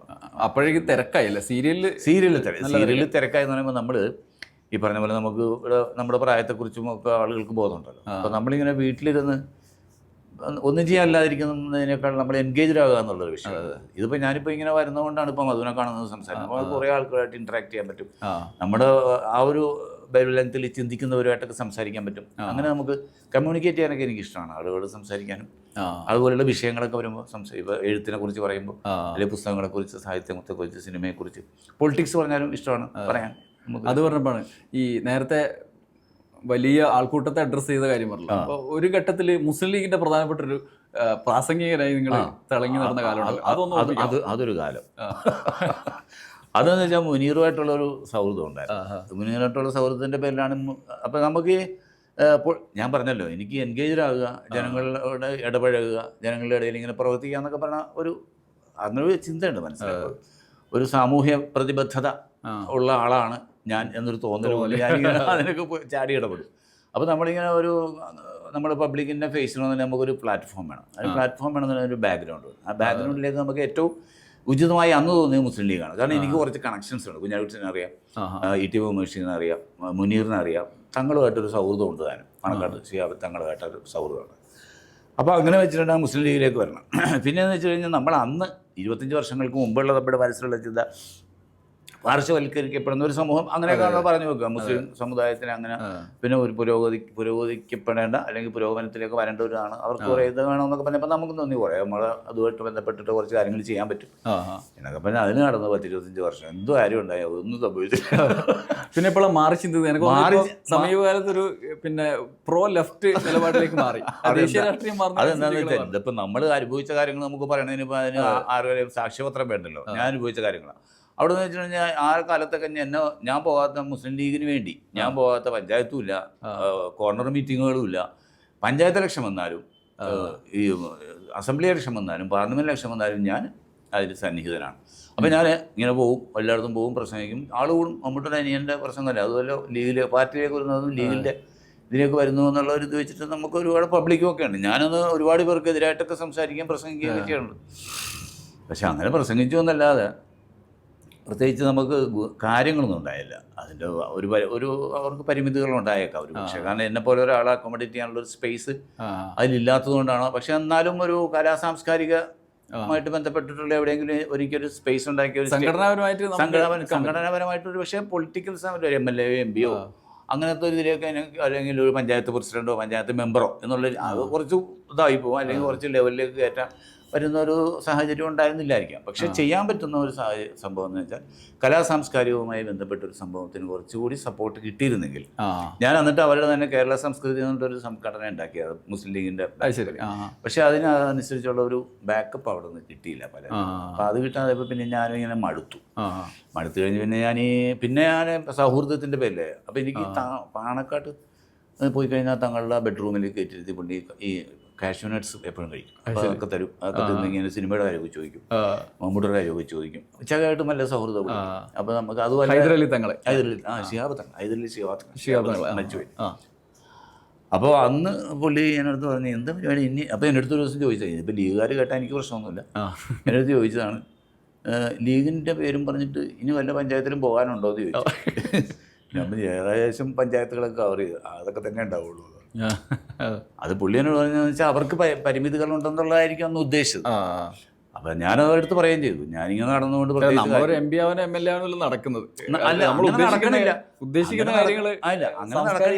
പക്ഷെ അതിനുള്ള സ്പേസ് ഉണ്ടായിരുന്നു. ഒരുപക്ഷെ ഏതെങ്കിലും ഒരു മണ്ഡലത്തിൽ നേരത്തെ മത്സരിപ്പിച്ചിരുന്നെങ്കിൽ ഒരുപക്ഷെ ഗുരുവായൂരിലോ അല്ലെങ്കിൽ മങ്കടയിലോ അല്ലെങ്കിൽ അതുപോലെയുള്ള സാധ്യതയുള്ള ഒരു സ്ഥലത്ത് എന്നെ അങ്ങനെ ചർച്ചകളുണ്ടായി. അത് താഴേക്കിടയിൽ ചർച്ചകളുണ്ടായി, മേലേക്കിടയിൽ ചർച്ച വന്നില്ല. ചർച്ച വന്നോന്ന് നമുക്കറിയില്ല, നമ്മളായിട്ട് അങ്ങനെ ഒന്നുമില്ല. പക്ഷേ ഇപ്പോഴും നമ്മൾ സൗഹൃദത്തിന് കൂടെ ഒന്നുമില്ല. പക്ഷേ ഞാനിപ്പോൾ പാർട്ടിയുടെ പരിപാടിക്കൊന്നും പോകാറില്ല. അത് തന്നെയാണ് ഞാൻ പറഞ്ഞത് എപ്പോഴും. അപ്പം ഞാൻ അത് രാഷ്ട്രീയമായി പിന്നെ മാറി ചിന്തിക്കുന്നുണ്ടോ? രാഷ്ട്രീയമായി മാറി സംഘടനാപരമായ പ്രശ്നത്തിന് നമുക്ക് സാധ്യതയില്ല എന്ന് വെച്ചാൽ അതിൻ്റെ നമുക്കറിയാം അതിൻ്റെ പ്രശ്നങ്ങൾ എവിടെയൊക്കെ നമുക്ക് ഏകദേശം അറിയാം. ലീഗിൻ്റെ പ്രശ്നം അല്ലെങ്കിൽ ഏത് രാഷ്ട്രീയ പാർട്ടിയുടെ, ഇപ്പോൾ കോൺഗ്രസിൻ്റെ ആണെങ്കിലും ലീഗിൻ്റെ ആണെങ്കിലും CPM-ൻ്റെ ആണെങ്കിലും CPI-യുടെ ആണെങ്കിലും ജനതാ പാർട്ടിയുടെ ആണെങ്കിലും ഒക്കെ അതിൻ്റെ ഉള്ളിലുള്ള പ്രശ്നങ്ങൾ ഇതൊക്കെ തന്നെ ആയിരിക്കുമുള്ളത് നമുക്കറിയാം, അതിൻ്റെ പരിധികൾ നമുക്കറിയാം. പക്ഷേ എന്നാലും എനിക്ക് ഇപ്പോൾ നമുക്ക് പിണറായിട്ട് നല്ല സൗഹൃദമുണ്ട്, രാജനുമായിട്ട് നല്ല സൗഹൃദമുണ്ട്. അങ്ങനെ കാണും അവരുമായിട്ടും ഇവരുമായിട്ടും കോൺഗ്രസിലുള്ള ആളുകളുമായിട്ടൊക്കെ നല്ല സൗഹൃദം തന്നെയാണ്. ഇപ്പോൾ രമേശ് ചെന്നിത്തലയായിട്ട് നല്ല സൗഹൃദമുണ്ട്, D സതീശനുമായിട്ട് സൗഹൃദമുണ്ട്, ഇതൊക്കെ ഉണ്ട്. പക്ഷേ എന്നാലും നമ്മുടെ രാഷ്ട്രീയമായ ചില കാഴ്ചപ്പാടുകൾ നമുക്ക് സ്പേസ് കിട്ടുന്ന സ്ഥലങ്ങൾ എന്നുള്ളതിൻ്റെ അപ്പുറത്തേക്ക് നിലപാടുകളുള്ളവരൊപ്പം നിൽക്കാമെന്ന് നമ്മൾ ചിന്തിക്കുമല്ലോ. അങ്ങനെ പറയുന്ന നിലപാടുകൾ തുടർന്നോ ഇല്ലെന്ന് നമുക്കറിയില്ല, പക്ഷേ നിലപാടുകൾ പറയുന്നവരാണ്. അതുകൊണ്ട് ഞാനെപ്പോഴും ലീഗുകാരോട് പറയും നിങ്ങൾ എന്നെ കമ്മ്യൂണിസ്റ്റ് ആക്കിയോ.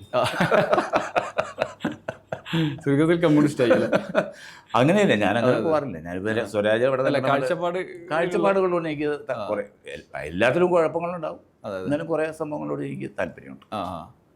ഈ പിന്നെ കൂടുതൽ ഡീറ്റെയിൽസിലേക്ക് നമ്മൾ പോകുന്നില്ലെങ്കിൽ ഇപ്പോൾ ഒരു ദേശീയ തലത്തിൽ തന്നെ ഒരു ഹിന്ദുത്വ രാഷ്ട്രീയത്തിനെതിരെ കേരളത്തിലുള്ള ശബ്ദം എന്നുള്ള നിലയിൽ തിരിച്ചറിയുന്നതുണ്ട്. അങ്ങനെയാണോ കാണുന്നത്? അത് അങ്ങനെയില്ല. അത് ഈ പറഞ്ഞതുപോലെ എനിക്ക് ഈ ജാതി രാഷ്ട്രീയ ഇപ്പം തോന്നുന്നു ആലോചിച്ച് നോക്കിയേ, ഇത് നമ്മളെ എഫക്ട് ചെയ്യുന്നുണ്ടോ ഈ സംഭവം? ഇല്ല. ഇപ്പം ഞാൻ മുസ്ലിം, മധു ഹിന്ദു, നമുക്ക് തമ്മിലുള്ള പ്രശ്നം. അതെ. ഇത് ഒരു രാഷ്ട്രീയ ലെയറാണ്. അതെ. ആ ലെയറിൽ നിൽക്കുകയാണ് ഈ സാധനം. ആ. അത് അവരുടെ താല്പര്യങ്ങൾക്കും അല്ലെങ്കിൽ അവരുടെ നിലനിൽപ്പിനും വേണ്ടി ഉപയോഗിക്കുന്നതിൻ്റെ അപ്പുറത്തേക്ക് ആ. ഇത് ജനങ്ങളെ ബാധിക്കുന്നില്ല. ജനങ്ങളെ ബാധിക്കുന്നത് എപ്പോഴാണെന്ന് വെച്ചാൽ അതിൻ്റെ പേരിൽ സംഘർഷങ്ങൾ ഉണ്ടാകുമ്പോൾ, റൈറ്റ്സ് ഉണ്ടാകുമ്പോഴാണ് ആ. ജനങ്ങളത് ബാധിക്കുന്നത്. നിങ്ങൾ മതം പറഞ്ഞോളൂ, ജാതി പറഞ്ഞോളൂ, നിങ്ങളുടെ ജാതിക്കാരെ സ്വീകരിച്ചോളൂ, മതക്കാർ, അതൊന്നും നമ്മളെ ബാധിക്കുന്ന പ്രശ്നങ്ങളല്ല. പക്ഷെ അതിൻ്റെ പേരിൽ ലഹളകളും സംഘർഷങ്ങളും ഉണ്ടാകുമ്പോഴാണ് ഇത് നമ്മളെ ബാധിക്കുന്നു. നമ്മുടെ ഒരു സുരക്ഷിതത്വ ബോധം നഷ്ടപ്പെട്ട് നമുക്കൊരു ഉൾഭയം ഇങ്ങനെ കിടക്കും. അതിപ്പോൾ ഹിന്ദുക്കൾക്കും ഉണ്ടാകും, മുസ്ലിങ്ങൾക്കും ഉണ്ടാകും, ക്രിസ്ത്യാനികൾക്കും ഉണ്ടാകും, എല്ലാവർക്കും ഉണ്ടാകും ഒരു ഉൾഭയം. ഇതിപ്പം മുസ്ലിംസ് കയറി ക്രിസ്ത്യനെ അടിക്കോ, ക്രിസ്ത്യൻ കയറി ഹിന്ദുവിനെ അടിക്കോ, ഹിന്ദു കയറി മുസ്ലിമിനെ അടിക്കോ എന്നൊരു ഉൾഭയം എല്ലാവർക്കും ഉണ്ട്. ആ ഉൾഭയത്തിൽ നിന്നുണ്ടാകുന്ന ഒരു എന്താ പറയുക, ഒരു പ്രിവെൻഷൻ, ഒരു ഇതുണ്ടല്ലോ, മുൻകരുതൽ എടുക്കലായിരിക്കും ഒരു. പക്ഷേ ഇതൊക്കെ ഇത് രാഷ്ട്രീയത്തിൻ്റെ നിലപാടിൻ്റെ അപ്പുറത്തേക്ക് ജനങ്ങളുടെ മനസ്സിൽ അങ്ങനെ. പിന്നെ ഈ തീവ്ര ജാതി പറയുന്ന ആളുകൾ, തീവ്ര ഹിന്ദുത്വവും തീവ്ര മുസ്ലിമും ഇസ്ലാമിസവും ഒക്കെ പറയുന്ന ആളുകളുടെ മനസ്സിലുണ്ടായേക്കാം. പിന്നെ ഇത് ചാനലുകാർക്കൊരു ഉത്സവമല്ലേ. എനിക്ക് ഈ ചാനലിൽ പറയുന്ന കാര്യങ്ങളിലൊന്നും വലിയ വിശ്വാസമൊന്നുമില്ല, പ്രത്യേകിച്ച് ഈ യൂട്യൂബ് ചാനലുകളൊന്നും. ഞാൻ സ്ഥിരമായിട്ട് യൂട്യൂബ് ചാനലൊന്നും കാണാറില്ല. കാണാമെന്ന് ചില കുറച്ച് ആളുകളുള്ളൂ, അത് സ്ഥിരമായിട്ട് കാണാറുണ്ട്. ഇപ്പൊ ഉള്ള ഈ കാലം എന്ന് പറയുന്നത് ഇപ്പൊ സീരിയല് നിങ്ങൾ തുടങ്ങിയത് ശമനതാളത്തിൽ നിന്നാണ്. അന്നത്തെ പോലെയല്ല ഇന്നത്തെ സീരിയലിന് വലിയ മാറ്റം. ഇങ്ങനെ നീണ്ടു പോവാണ്, പാമ്പിനെ പോലെ നീണ്ടു പോവാണ്, അതിനേക്കാളും അങ്ങ് പോവാണല്ലോ. അതിങ്ങനെ റെയിൽവേ ട്രാക്ക് പോലെയാണ്. നിങ്ങൾ എവിടെ തുടങ്ങി ഏകദേശം ഒരു ഘട്ടം കഴിയുമ്പോഴും നിങ്ങൾ ആശുപത്രി മുതലാളിയായിട്ടുണ്ടെങ്കിൽ ഒരേ സീരിയൽ തന്നെ. ഇത് പിന്നെ പല രീതിയിലുള്ള വിമർശനങ്ങൾക്ക് ഇടയാക്കുന്നുണ്ട്. ഇപ്പോൾ ഏറ്റവും ഒടുവിൽ എൻഡോസൾഫാനാണ് സീരിയൽ എന്ന് പറഞ്ഞത്. ഈ ഘടന കൊണ്ടല്ല, അതിലെ ഉള്ളടക്കം കൊണ്ടാണ്. ആരാ, നമ്മുടെ ചലച്ചിത്ര അക്കാദമിയുടെ ചെയർമാൻ തന്നെയാണ് പറയുന്നത്, പ്രേംകുമാർ, നിങ്ങളെ സഹപ്രവർത്തകൻ കൂടിയാണ്. ഈ സാഹചര്യത്തിൽ കുറച്ച് സീരിയലിനെ നിങ്ങൾ എങ്ങനെയാണ് ഗൗരവത്തിൽ ഈ വിമർശനത്തെ എങ്ങനെയാണ് കാണുന്നത്, സീരിയലിൻ്റെ ഉള്ളടക്കത്തെ എങ്ങനെയാണ്? ഇപ്പോൾ നമ്മൾ ഈ സീരിയൽ കാണുന്ന ഒരു വിഭാഗമാണ്, സിനിമ കാണുന്ന വേറൊരു വിഭാഗം ആളുകൾ. അപ്പോൾ അവരുടെ കാഴ്ചപ്പാടാണ് ഇവിടെ വിഷയം. ആളുകൾക്കത് കാണാൻ ഇഷ്ടമാണ്. ഇപ്പോൾ ഞാൻ എപ്പോഴും ചിന്തിക്കാറുണ്ട്, ഈ സീരിയലിലൊക്കെ ഈ സ്ത്രീകളെല്ലാം ഉടുത്തൊരുങ്ങി പട്ടുസാരി ഉടുത്ത് കിടന്നുറങ്ങുന്നു, രാവിലെ എണീറ്റ് പട്ടുസാരി ഉടുത്ത് കണ്ണു തുറന്നു വരുന്നു, അലക്കാൻ പോകുമ്പോഴും കുളിക്കാൻ പോകുമ്പോഴും മുറ്റടിക്കുമ്പോഴും പട്ടുസാരി ഉടുക്കുന്നു. അപ്പോൾ ഇത് കാണുന്ന സ്ത്രീകൾക്കും മറ്റുള്ളവർക്കും ഇവരുടെ ആഭരണങ്ങളും സാരികളൊക്കെ കാണാൻ താല്പര്യമുള്ളത് കൊണ്ടായിരിക്കുമല്ലോ അവരങ്ങനെ നിൽക്കണം. അല്ലേ, അവർക്ക് ഇതിനെക്കുറിച്ച് ഈ നേറ്റിവിറ്റിയെക്കുറിച്ച് ധാരണയില്ലാത്തത് കൊണ്ടല്ലല്ലോ സിനിമക്കാരും സീരിയലുകാരും അങ്ങനെ ചെയ്യുന്നത്. അവർക്കറിയാം ഇതാണ് ആളുകൾക്ക് കാണാൻ താല്പര്യം, അല്ലെങ്കിൽ അതുപോലുള്ള വിഷയങ്ങളാണ് ആളുകൾക്ക് കാണാൻ താല്പര്യം. പിന്നെ ഈ പറഞ്ഞ പോലെ 46ഓളം സീരിയലുകളുടെ ഷൂട്ട് നടക്കണമെന്ന് എന്നോട് ഒരു പാർട്ടി പറഞ്ഞത്. അപ്പോൾ ഏതായാലും ഈ 5-8-10 മലയാളം ചാനലുകളിലേക്ക് സീരിയലുകളുടെ ഷൂട്ട് നടക്കുമ്പോൾ 10-45 സീരിയലിൻ്റെ ഷൂട്ടിങ് ഡെയിലി നടക്കുന്നുണ്ട്. ഒരു സീരിയലിന് 10 ആർട്ടിസ്റ്റ് വെച്ച് കഴിഞ്ഞാൽ ഒരു 450-460 പേര് അഭിനയിച്ചുകൊണ്ടിരിപ്പുണ്ട്. ഇതൊക്കെ കുറേ ആളുകളുടെ ജീവിത പ്രശ്നം കൂടി ഉണ്ട് ഇതിൻ്റെ അകത്ത്. അപ്പോൾ ഇതൊക്കെ നമ്മൾ ആദ്യം വിചാരിച്ചത്, ഇപ്പം അങ്ങനെ കുറച്ച് കൂടി ഇതായിട്ട് സീരിയസ് ആയിട്ട് നമ്മൾ ചിന്തിക്കുമ്പോൾ നമുക്ക് ഈ സിനിമകളിലെ ഒരു പരിധികളുണ്ടല്ലോ, സിനിമയുടെ പരിധിക്ക് അപ്പുറത്തേക്ക് കുറച്ചുകൂടി കാര്യങ്ങൾ പറയാൻ പോകുന്ന ക്രിയേറ്റിവിറ്റി കാണിക്കാൻ പറ്റുന്ന, അല്ലെങ്കിൽ സബ്ജക്റ്റ് തിരഞ്ഞെടുക്കാൻ പറ്റുന്ന ഏരിയ ആയിരിക്കും സീരിയലുകളെന്ന് നമ്മൾ ആദ്യം ചിന്തിച്ചത്. ശമനതാളോ ദൂരദർശനിൽ വന്ന ഭാസ്കരൻ മാഷൊക്കെ ഡയറക്റ്റ് ചെയ്ത പോലെയുള്ള സീരിയലുകളൊക്കെ വന്നപ്പോൾ നമ്മൾ വിചാരിച്ചു കുറച്ചുകൂടി നല്ല നോവലുകൾ, ചെറുകഥകളൊക്കെ സീരിയലൈസ് ചെയ്ത് വരും. അപ്പോൾ കുറച്ചുകൂടി ക്വാളിറ്റി, കാരണം ഈ ക്രിയേറ്റർക്ക്, അതായത് ഡയറക്ടർക്ക്, എഴുത്തുകാരന് കുറച്ചുകൂടി സ്വാതന്ത്ര്യം കിട്ടുന്നൊരു മേഖലയായിരിക്കും എന്ന് ആദ്യം വിചാരിച്ചു. അന്ന് അങ്ങനെ ആ കാലഘട്ടം ഇപ്പോൾ ഈ പറഞ്ഞ പോലെ ശമനതാളമൊക്കെ ചെയ്യുമ്പോൾ അങ്ങനത്തെ ഒരു സ്വാതന്ത്ര്യം എഴുത്തുകാരനും ഡയറക്ടർക്കും ഉണ്ടായിരുന്നു. അത് കഴിഞ്ഞ് മാറി ഇതൊരു പാറ്റേണായി. സ്ത്രീയിൽ വന്നു കഴിഞ്ഞപ്പോൾ അതിൻ്റെ ഒരു പാറ്റേൺ അങ്ങനെ ആയി. സ്ത്രീയോടെ അത് മാറണല്ലേ, സ്ത്രീയോടുകൂടിയാണ് അത് മാറണത്. കാരണം സ്ത്രീകളുടെ പ്രശ്നങ്ങൾ, സ്ത്രീകളുടെ കഷ്ടപ്പാടുകൾ, അവരുടെ സങ്കടങ്ങൾ, ഈ സ്ത്രീകൾക്ക് വില്ലന്മാരായിട്ട് വരുന്നത് സ്ത്രീകൾ തന്നെ. അങ്ങനെയുണ്ട്. ഈ അമ്മായിയമ്മ, അത് ഈ കാലത്തും എക്കാലത്തും എല്ലാ കാലത്തും അമ്മായിയമ്മ മരുമകൾ സിനിമകളൊക്കെ ഇഷ്ടം. ഒന്ന് ആലോചിച്ച് അങ്ങനെ വന്നിട്ടുള്ള സിനിമകൾ, അമ്മായിയമ്മ എന്ന് പറയുന്ന സിനിമ, നാത്തൂൻ എന്ന് പറയുന്ന സിനിമ, അധികാരം എന്ന് പറയുന്ന സിനിമ, ഇങ്ങനെ കുറേ അമ്മായിയമ്മ നാത്തൂമ്പൊരു സിനിമകൾ വന്നിട്ടുള്ളതൊക്കെ സൂപ്പർ ഹിറ്റുകളാണ്. ഇന്നും വിൽക്കാൻ പറ്റുന്ന ഒരു സാധനമാണ്. അപ്പോൾ നമ്മളുടെ നമ്മുടെ ഈ ബന്ധങ്ങളുടെ ഒരു ഇത് പറയുമ്പോൾ, ഇപ്പോൾ പുഷ്പ നമ്മൾ ഒരുമിച്ച് കണ്ടത്, നമ്മൾ ഒരുമിച്ച് കണ്ടപ്പോൾ നമ്മളൊരു തെലുങ്ക് സിനിമ കാണുന്നു എന്നുള്ള ഇതിൽ കണ്ടു. ഇവിടെ മലയാളത്തിൽ അതിനെപ്പറ്റി പറയാൻ ഇനിയൊന്നുമില്ല. അവരുടെ പാസം അങ്ങനെ പാസം ഇങ്ങനെ പാസം എന്നൊക്കെ പറയും. അത് അവരുടെ സിനിമയല്ലേ. നിങ്ങളോട് തെലുങ്ക്, നിങ്ങൾ ഒരു പക്ഷേ നമ്മൾ തെലുങ്കിൽ കണ്ടു കഴിഞ്ഞാൽ നമുക്കിത് ഫീൽ ചെയ്യാല. നമ്മളിത് മലയാളത്തിലേക്ക് കാണുമ്പോൾ നമുക്ക് തോന്നും അയ്യോ ഇതെന്തൊക്കെ ഈ കാട്ടിക്കൂട്ടണം എന്നൊക്കെ നമുക്ക് തോന്നും. അപ്പോൾ അത്രയേ ഉള്ളൂ ഇതിൻ്റെ അകത്തുള്ള കാര്യം. ഇത് അവർ ഉണ്ടാക്കുന്ന സിനിമ, അവരുടെ രാജ്യത്ത് കളിക്കുന്ന കാര്യങ്ങൾ, അത് അവരുടെ ആൾക്കാരെ ആസ്വദിക്കുന്നു. നമ്മുടെ ആസ്വാദനവും വ്യത്യസ്തമായതുകൊണ്ട് ഒരു പക്ഷേ അങ്ങനെ സംഭവം എല്ലായിടത്തും ഉണ്ട് ഇങ്ങനത്തെ മൂല്യച്യുതികളെന്നൊക്കെ പറഞ്ഞിട്ട് വലിയ വലിയ വാക്കുകൾ നിങ്ങൾ പറയുമ്പോൾ ഇതിനെ അങ്ങനെ കണ്ടാൽ മതി ഒന്ന് ഇരു കൂട്ടരും, അതായത് ഇത് വിമർശനം ഉന്നയിക്കുന്നവരുടെ വിമർശനത്തെ ആ ഗൗരവത്തിൽ കാണും, തിരിച്ചുള്ളവരും ഈ എക്സ്ട്രീമിലേക്ക് പോകാണ്ട് ഇത് അങ്ങനെ കണ്ടങ്ങ് മുന്നോട്ട് പോയാൽ എല്ലാ കാലത്തും. കാരണം ഇതിപ്പോ ഒരു സീരിയലും ആളുകൾ സീരിയസ് ആയിട്ട് അവിടെ വന്നിരുന്നിട്ട് അയ്യോ സമയം അങ്ങനെ ഇരുന്ന് കാണുന്നവർ, നമ്മൾ റേഡിയോ കേൾക്കുന്ന ഒരു ഫീൽ, റേഡിയോയിലെ പരിപാടികൾ നമ്മൾ റേഡിയോയുടെ മുമ്പിൽ പോയിരുന്ന് കേൾക്കുന്നില്ലല്ലോ. ഇത് ജോലി ചെയ്യുന്നതിനിടയ്ക്ക് ആൾക്കാർ സീരിയലിൽ ഒന്ന് നോക്കും, പിന്നെ എന്തെങ്കിലും അച്ചിങ്ങ ഇതാക്കും, പിന്നെ മുരിങ്ങൊക്കെ വരയ്ക്കും, പിന്നെ ഇതാക്കും, അതിനിടയ്ക്ക് ഇങ്ങനെ നോക്കും. അങ്ങനെയാണ്. അല്ല ഒരു ദിവസം 2 ദിവസം സീരിയൽ മിസ്സായി എന്ന് വെച്ചിട്ട് ആൾക്കാർ അയ്യോ അതിൻ്റെ കഥ എന്താ എന്ന് ചോദിക്കുന്ന ആളുകളും വളരെ പല സീരിയൽ ഇന്ന് കണ്ടാൽ നാളെ കാണുന്നില്ല. അപ്പം അങ്ങനത്തെ ഒരുപാട് സംഭവങ്ങളുണ്ട്. ഇതിപ്പോൾ അങ്ങനത്തെ ഒരു വിഷയം വലിയ അല്ലെങ്കിൽ പിന്നെ നമ്മൾ അങ്ങനെ സർക്കാരും ജനങ്ങളും ഇവിടുത്തെ സാമൂഹ്യ പ്രവർത്തകരും സംഘടനാ പ്രവർത്തകരും എല്ലാവരും കൂടി ചേർന്നിട്ട് ഒരു ഫോർമാറ്റ് ഉണ്ടാക്കിയിട്ട് ഇത് ജനങ്ങളെ നന്മയിലേക്ക് നയിക്കേണ്ടുന്ന ഒരു ഏരിയയാണെന്ന് പറഞ്ഞിട്ട് അതിനൊരു ഫോർമാറ്റ് ഉണ്ടാക്കിയിട്ട് അങ്ങനത്തെ സാധനങ്ങൾ മാത്രം മതി എന്ന് തീരുമാനിക്കും. അല്ല, അത് പ്രായോഗികമല്ല. എല്ലാ കാലത്തും ഈ സീരിയലിന്റെ ഉള്ളടക്കം സമീപകാലത്ത് വിമർശനങ്ങളായിട്ട് വരുന്നുണ്ട്. സിനിമയുടെ നിരന്തരം നമ്മളിപ്പോ സിനിമയുടെ പാട്ടുകളെ കുറിച്ച് ടി.പി. ശാസ്ത്രമന്ത്രം എന്താ പറഞ്ഞില്ല. അക്കൂട്ടത്തില് പ്രേംകുമാർ പറഞ്ഞ ഒരു വിമർശനത്തെ ആ നിലയിലായിരുന്നു കാണേണ്ടിയിരുന്നത്. ഇതിപ്പോ ഇയാൾക്കെതിരെ അങ്ങ് ഭയങ്കര വലിയ സംഘടന പോലെ പ്രേംകുമാർ പറഞ്ഞത് അങ്ങയുടെ കാഴ്ചപ്പാടും കാര്യങ്ങളൊക്കെയാണ് അങ്ങനെ പറഞ്ഞത്. കാരണം അതിൽ ഇത് മാറിയിട്ട് കുറച്ചുകൂടി ക്വാളിറ്റിയുള്ള സാധനം വരണമെന്ന് ആഗ്രഹത്തിന്റെ പുറത്തായിരിക്കും അയാൾ പറഞ്ഞത്. അപ്പൊ അതല്ലാതെ ഇപ്പൊ നമ്മൾ ഈ സിനിമ നമ്മൾ കാണുന്നത് നമുക്ക് ഭയങ്കര ഇഷ്ടപ്പെട്ട സിനിമകൾ, ഒരുപാട് നല്ല സിനിമകൾ നമുക്ക് കാണുന്നത് നന്നായിരിക്കും, മനോഹരമായിരിക്കും. നമുക്ക് തോന്നിയ സിനിമകളെ പറ്റി ചാനലിൽ ഇരുന്നിട്ട് ആൾക്കാർ പറഞ്ഞു കേട്ടിട്ടുണ്ടെങ്കിൽ നമുക്ക് യുഗമന്മാരെന്തൊക്കെ ഈ പറയണം, അത് അവരുടെ ആസ്വാദനത്തിന്റെ വ്യത്യാസമുണ്ട്. ഒരു പുസ്തകമോ ഒരു പാട്ടോ അല്ലെങ്കിൽ ഒരു സിനിമയെ ആസ്വദിക്കുന്ന പോലെ ആയിരിക്കില്ല മധു ആസ്വാദനത്തിന്റെ വ്യത്യാസം ഉണ്ടാകും. അതൊക്കെ തന്നെ ആയിരിക്കും ഇതിന്റെ വിഷയം. സിനിമയിലും തന്നെ ഇപ്പം വ്യത്യസ്തമായ കാഴ്ചപ്പാട്. ഒരു 25 കൊല്ലമുള്ള സിനിമ ഇന്ന് കാണുമ്പോൾ നമുക്ക് സമൂഹം മാറിയിട്ടുണ്ടാവും, വിമർശനങ്ങൾ വരുന്നതും തീർച്ചയായിട്ടുള്ള മാറ്റങ്ങളാണ് അതിന്റെ ഒരു അങ്ങനെ തന്നെയാണ്. ഇതിൻ്റെ അകത്തുള്ള വിഷയം എന്ന് വെച്ച് കഴിഞ്ഞാൽ വേറൊരു കാര്യം, ഇപ്പോൾ ഒരു സിനിമ തിയേറ്ററിൽ കണ്ടു നമുക്ക് ഇഷ്ടപ്പെട്ടു, നമുക്ക് ഇഷ്ടപ്പെട്ട സിനിമ OTT-യിൽ കണ്ടപ്പോൾ നമ്മൾ ഇതത്ര അത് തിയേറ്ററിൽ കണ്ടപ്പോൾ അന്ന് രസം ഉണ്ടാകുന്നില്ല. പിന്നെ എന്ത് പറ്റി? ഈ മീഡിയയുടെ വ്യത്യാസമുണ്ട് ഇതിൻ്റെ കാണുമ്പോൾ. ചില തിയേറ്ററിൽ ഇഷ്ടപ്പെടാത്ത സിനിമ നമുക്ക് OTT-യിൽ കാണുമ്പോൾ ഇത് കൊള്ളാവില്ല, പിന്നെ എന്ത് പറ്റി തിയേറ്ററിൽ ഇത് ഓടിയില്ലല്ലോ എന്ന് ചിന്തിക്കും. അതാണ് അതിൻ്റെ ഒരു നമ്മുടെ ഒരു കാഴ്ചപ്പാടും ആസ്വാദനത്തിൻ്റെയൊക്കെ കാര്യങ്ങൾ അങ്ങനെ തന്നെ. നമുക്ക് ചില സീരിയലുകൾ ക്ലിപ്പൊക്കെ കാണുമ്പോൾ നമുക്ക് നല്ല രസമായിട്ടിരിക്കുന്നത്, നല്ല സീനാണുള്ളതാണ്. മൊത്തത്തിൽ കാണുമ്പോൾ ചിലപ്പോൾ ആൾക്കാർക്ക് വേറെ അഭിപ്രായം ഉണ്ടാകും. പക്ഷേ ഇത് കാണുന്നവർക്ക് ഇതൊന്നും വിഷയമൊന്നുമില്ല, അവരത് കണ്ടുകൊണ്ടേയിരിക്കും. ലേശം കുടുംബകാര്യം നമുക്ക് ചോദിക്കാം. ഈ പണ്ട് ഞാൻ നിങ്ങളൊരു ചിത്രം കാണിക്കാം.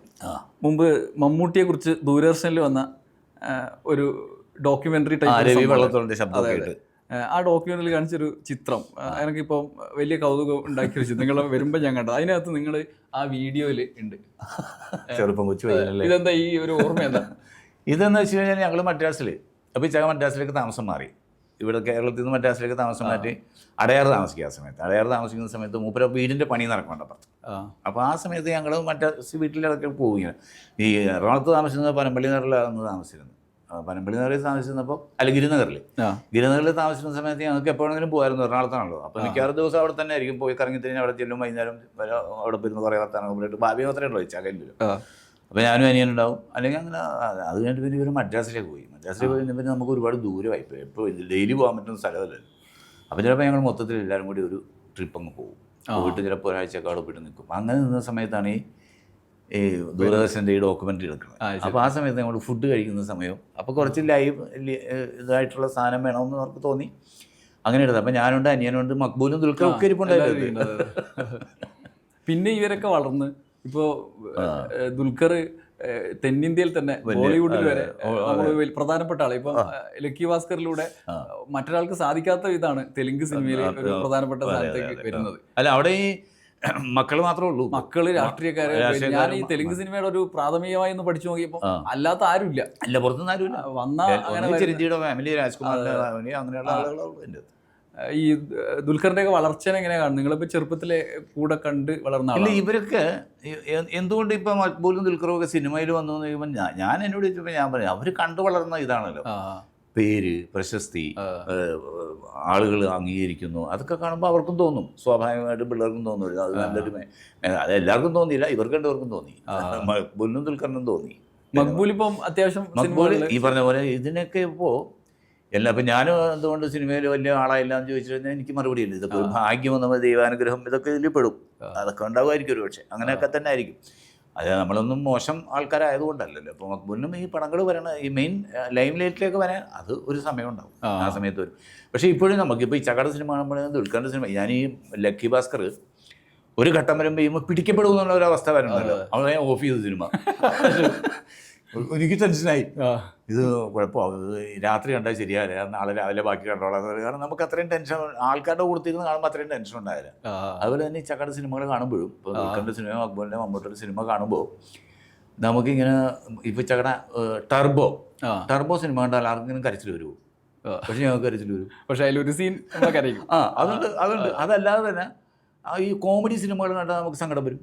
സങ്കടം എന്ന് വെച്ചാൽ നമ്മൾ പുള്ളിയെ ഇങ്ങനെ കാണുമ്പോൾ നമുക്ക് കിട്ടുന്ന ആ ഒരു ഇതുണ്ടല്ലോ, ഇലക്ട്രിക് പാസ് ഉണ്ടല്ലോ, കഥാപാത്രത്തിന് മുകളിൽ ആ വ്യക്തി ഇങ്ങനെ കാണും, ആ കാണുമ്പോൾ ഉള്ളൊരു ഫീലാണ് നമ്മൾ. മനസ്സിലായില്ലേ? ഇവരൊക്കെ നമ്മളെ ഈ നിങ്ങളെ ഇപ്പൊ ഒന്നിച്ച് ജീവിക്കുന്ന ആളുകളാണ്. അല്ലാത്തവരെ പോലും മലയാളിനെ സംബന്ധിച്ചിപ്പം എനിക്ക് എൻ്റെ കാര്യത്തിൽ തന്നെ നമ്മൾ ഓരോ വളർച്ചയുടെ ഓരോ ഘട്ടത്തിൽ മമ്മൂട്ടി, മോഹൻലാൽ, MT വാസുദേവൻ നായർ, സുകുമാർ അഴീക്കോട് ഏതെങ്കിലും വിധത്തിൽ കണക്ട് ആണ്. ഇപ്പോൾ സ്കൂൾ വിദ്യാഭ്യാസം ആലോചിക്കുമ്പോൾ ഞാൻ ആലോചിക്കുന്നത് ആദ്യം 4ാം ക്ലാസ് പഠിക്കുമ്പം എൻ്റെ വെള്ളാട്ട് സ്കൂളിൽ നിന്ന് ഞങ്ങളെ വടക്കൻ വീരഗാഥ സിനിമ കാണിക്കാൻ വേണ്ടി തിയേറ്ററിൽ കൊണ്ടുപോയതാണ്. KMK ടാക്സിലാണെന്നാണ് എൻ്റെ ഓർമ്മ, പാക്കനാറോ KMK ആണെന്ന് ഓർമ്മയില്ല. അതുപോലെ ഓരോ ഘട്ടത്തിലും ഇപ്പോൾ UP സ്കൂൾ പഠിക്കുമ്പോഴാണ് അമരം ആദ്യമായിട്ട് ഞാൻ വീട്ടിൽ പറയാണ്ട് സിനിമ കാണാൻ പോയത്, പാക്കനാറിൽ സിനിമ കാണാൻ പോയത്. അമരം അന്ന് മാക്സിമം കിട്ടേണ്ടതെല്ലാം അച്ഛൻ്റെ കയ്യിൽ നിന്ന് അടിയിട്ടില്ല, അച്ഛൻ നോക്കിപ്പോയിട്ടു. അപ്പൊ ഇങ്ങനെ നമ്മളെ വളർച്ചയുടെ ഓരോ ഘട്ടത്തിലും പല രീതിയിൽ അത് ഈ പറഞ്ഞ വ്യക്തിത്വങ്ങൾക്ക് ഇടപെടുന്നുണ്ടല്ലോ. അങ്ങനെ ഒരാളെന്നുള്ളതിൽ നിങ്ങളെ വളർച്ചയിലും ഇതിങ്ങനെ ഒരു വ്യക്തിത്വം നിഴലായിട്ടുണ്ടാവില്ലേ? അത് ഇപ്പോൾ ഞാൻ ചോദിക്കാൻ കാരണം വെച്ചാൽ നമ്മൾ പല ചായക്കട തട്ടുകടയിൽ നിന്ന് കട്ടൻ ചായ കുടിക്കുമ്പോൾ ഒരിക്കൽ പിന്നെ കേരള യൂണിവേഴ്സിറ്റിന്റെ മുമ്പിൽ ഇരുന്നിട്ട് തട്ടുകടയിൽ നിന്ന് കുടിക്കുമ്പോൾ മമ്മൂട്ടിയുടെ ഞാൻ ഇവിടെയൊക്കെ ഒന്ന് ചായ ഒന്ന് ചോദിക്കും. നേരെ മറിച്ച് അപ്പോഴാണ് ഞാൻ ആലോചിച്ചത്, അന്ന് ഞാൻ നിങ്ങളോട് സംസാരിച്ചു, നമ്മൾ വേറൊരു വലിയ ഹോട്ടലിൽ പോയാൽ അയാൾക്ക് എന്താ മമ്മൂട്ടിയുടെ അനിയല്ലേ എന്ന് വലിയ ഹോട്ടലിൽ പോയാൽ പറയും. ഇത് നിങ്ങളെ സംഘർഷത്തിലാക്കിയിട്ടുണ്ടോ? ഇത് നമ്മള് സംഘർഷം, നമ്മൾ ഈ പറഞ്ഞ പോലെ ഈ സിനിമ അതൊരു വലിയ സംഭവമുണ്ട് ഞങ്ങളുടെ ലൈഫിൽ. സിനിമ എന്ന് പറയുന്നത് എങ്ങനെയാണ് ഞങ്ങളുടെ ജീവിതത്തിലേക്ക് സിനിമ വന്നത്? കാരണം ഞങ്ങൾ താമസിക്കുന്നത് ചെമ്പ് എന്ന് പറയുന്ന ഒരു കുഗ്രാമം എന്ന് വെച്ചാൽ ഉൾനാടൻ ഗ്രാമം, അതായത് മത്സ്യത്തൊഴിലാളികൾ മാത്രം താമസിക്കുന്ന ഒരു ഏരിയ, വേമ്പനാട് അതിൻ്റെ തീരത്താണ്. അപ്പോൾ ഞങ്ങളുടെ ചുറ്റുപാടുമുള്ള 2 വീടുകൾ, ഞങ്ങളുടെ വല്ലിപ്പാട ഒരു കസിൻ താമസിക്കുന്ന ഞങ്ങളുടെ വീടിൻ്റെ പുറകിൽ, അതിൻ്റെ ഫ്രണ്ടിൽ ഞങ്ങളുടെ പാണപറമ്പ്, കാട്ടാമ്പള്ളി 2 വീടുകളാണ്. ഇതിൻ്റെ അപ്പുറത്തേക്ക് മുഴുവൻ മത്സ്യത്തൊഴിലാളികളാണ്.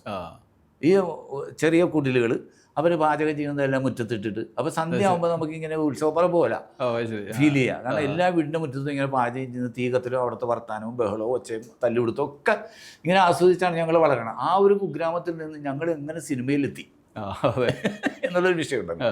അപ്പോൾ വളരെ ഓർത്തഡോക്സാണ്. വീട്ടിൽ എല്ലാം നിസ്കരിക്കുക, നോമ്പ് പിടിക്കുക, ഞങ്ങൾക്കെല്ലാം കൃത്യമായ മദ്രസ വിദ്യാഭ്യാസമൊക്കെ ഉണ്ട്. അപ്പോൾ മതപരമായ കാര്യങ്ങളൊക്കെ ചോദിച്ചു കഴിഞ്ഞാൽ കൃത്യമായിട്ട് മറുപടി നമുക്കുണ്ട്. നമ്മളതിനെക്കുറിച്ച് പഠിച്ചിട്ടുണ്ട്, ചെറുപ്പം മുതലേ ഞങ്ങളതിന് ട്രെയിൻഡുമാണ്.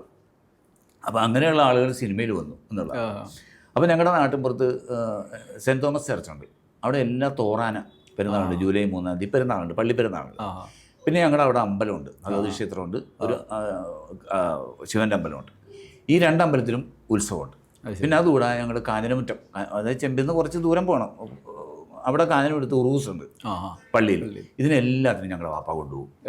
എല്ലാ ഉത്സവങ്ങളും അങ്ങനെയുള്ള കാര്യങ്ങൾ, എല്ലാ ഉത്സവങ്ങൾക്കും ഞങ്ങളെ കൊണ്ടുപോകും. ഉത്സവത്തിൻ്റെ പരിപാടി കാണാൻ, അന്ന് ബാലയൊക്കെ കാണാൻ വേണ്ടി ഞങ്ങൾ ഏറ്റവും ഫ്രണ്ടിൽ പോയി ഇങ്ങനെ ഇരിക്കുക, കുത്തിരുന്ന് ഉറക്കം തോന്നും ഇങ്ങനെ ഇരിക്കുക. അപ്പോൾ ആ ഒരു ഉത്സവപ്പറമ്പിൻ്റെ ഒരു നൊസ്റ്റാൾജിയ, ആ ഒരു സ്മെല്ലൊക്കെ ഉണ്ടല്ലോ. ഉത്സവപ്പറമ്പെന്ന് വെച്ചാൽ നമ്മുടെ നാട്ടിലെ ഉത്സവം വെച്ചാൽ ഈ കൊയ്ത്ത് കഴിഞ്ഞ്, മകരക്കൊയ്ത്ത് കഴിഞ്ഞ് കുമ്പത്തിലേക്ക് ആകുമ്പോൾ പാടം നിരത്തി, ആ പാടത്താണ് ഉത്സവം നടക്കുന്നത്. ആ പാടത്ത് ഇങ്ങനെ ഇപ്പോഴും മനസ്സിൽ ഇങ്ങനെ കുളിരുള്ള ഓർമ്മകളാണ്. നമ്മൾ ശരിക്കും അങ്ങനെ നിങ്ങളെല്ലാവരും നമ്മൾ കളിച്ച് കാണുന്ന നമ്മുടെ കൂട്ടുകാരത്ത് ഇങ്ങനെ കാണുന്ന ആ ബലൂണിൻ്റെ മണം, അവിടുത്തെ പലഹാരങ്ങളുടെ മണം, ആ ഉത്സവപ്പറമ്പിലുണ്ടാകുന്ന ആ അമ്പലത്തിൻ്റെ ചുറ്റും നടക്കുമ്പോൾ കിട്ടുന്ന ഒരു ഈ എണ്ണ കത്തുന്നതും കർപ്പൂരത്തിൻ്റെയൊക്കെ ഒരു ഗന്ധമൊക്കെ ഉണ്ടല്ലോ, അതൊക്കെ ഇങ്ങനെ മനസ്സിൽ ഇങ്ങനെ കിടക്കുക.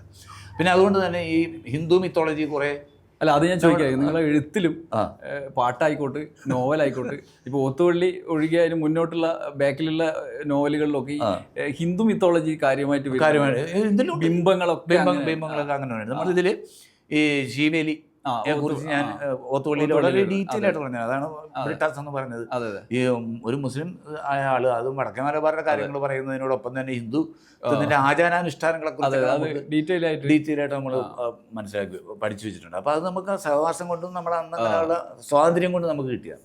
പിന്നെ സിനിമ ആണെന്ന് പറഞ്ഞു കഴിഞ്ഞാൽ ഞങ്ങൾ ചെമ്പിൽ താമസിക്കുന്നു. കുലശേഖരമംഗലം എന്ന് പറഞ്ഞ സ്ഥലമുണ്ട്, അവിടെയാണ് തിയേറ്റർ ഉള്ളത്. അപ്പോൾ കുലശേഖരമംഗലത്ത് പോകണം, ഒരു 3 കിലോമീറ്റർ നടക്കണം. അപ്പോൾ വാപ്പാക്ക് കുലശേഖരമംഗലത്തും ബിസിനസ്സുണ്ട്, ചെമ്പിലും ബിസിനസ്സുണ്ട്. ഞങ്ങൾ വാപ്പാക്ക് കുടുംബപരമായിട്ട് അരിക്കച്ചവടം, പുകയില കച്ചവടം, ജൗളിക്കട, അരി ഹോൾസെയിൽ, അങ്ങനെ ജൗളിക്കട വെച്ചാൽ ടെക്സ്റ്റൈൽ ഷോപ്പ് ഉണ്ടായിരുന്നു. പിന്നെ പുകയിലയുടെ ലൈസൻസ് ഉണ്ട്, കയറിൻ്റെ ബിസിനസ് ഉണ്ടായിരുന്നു. ആലപ്പുഴ എന്ന് പറഞ്ഞാൽ കയറിൻ്റെ ബിസിനസ് ഉണ്ട്. അങ്ങനെ 4 ബിസിനസ്. പിന്നെ അത്യാവശ്യത്തിൻ്റെ ഏറെ കൃഷിയാണ്. ഞങ്ങൾക്ക് ചിലവും കഴിഞ്ഞ് 10,000 നടക്കാളും നെല്ലും കൃഷി ചെയ്ത് വരുമായിരുന്നു. അങ്ങനെ 2 രീതിക്കും കർഷകർ ആ കാലത്തിന്റെ ഒരു ബുദ്ധിമുട്ട് അത്ര അനുഭവിച്ചിട്ടില്ല. അല്ലേ, നമ്മൾക്ക് ഭയങ്കര ആവശ്യമായിരുന്നു. ഞാനൊക്കെ ജനിക്കുന്നത് ഞങ്ങളുടെ വീടിന്റെ മുറ്റം നിറച്ച് നെൽക്കതിരി ഇങ്ങനെ കട്ടി വെച്ചിട്ടുണ്ടാവും. അത് കുറെ പണിക്കാരും അവരും അത് മെതിക്കുന്നു, നെല്ല് പാറ്റുന്നു. അത് കഴിഞ്ഞിട്ട് ഇത് തുറു കെട്ടിയിട്ട് പശുക്കളുണ്ട്, തറവാട്ടി പശുക്കളൊക്കെ ഉണ്ട്.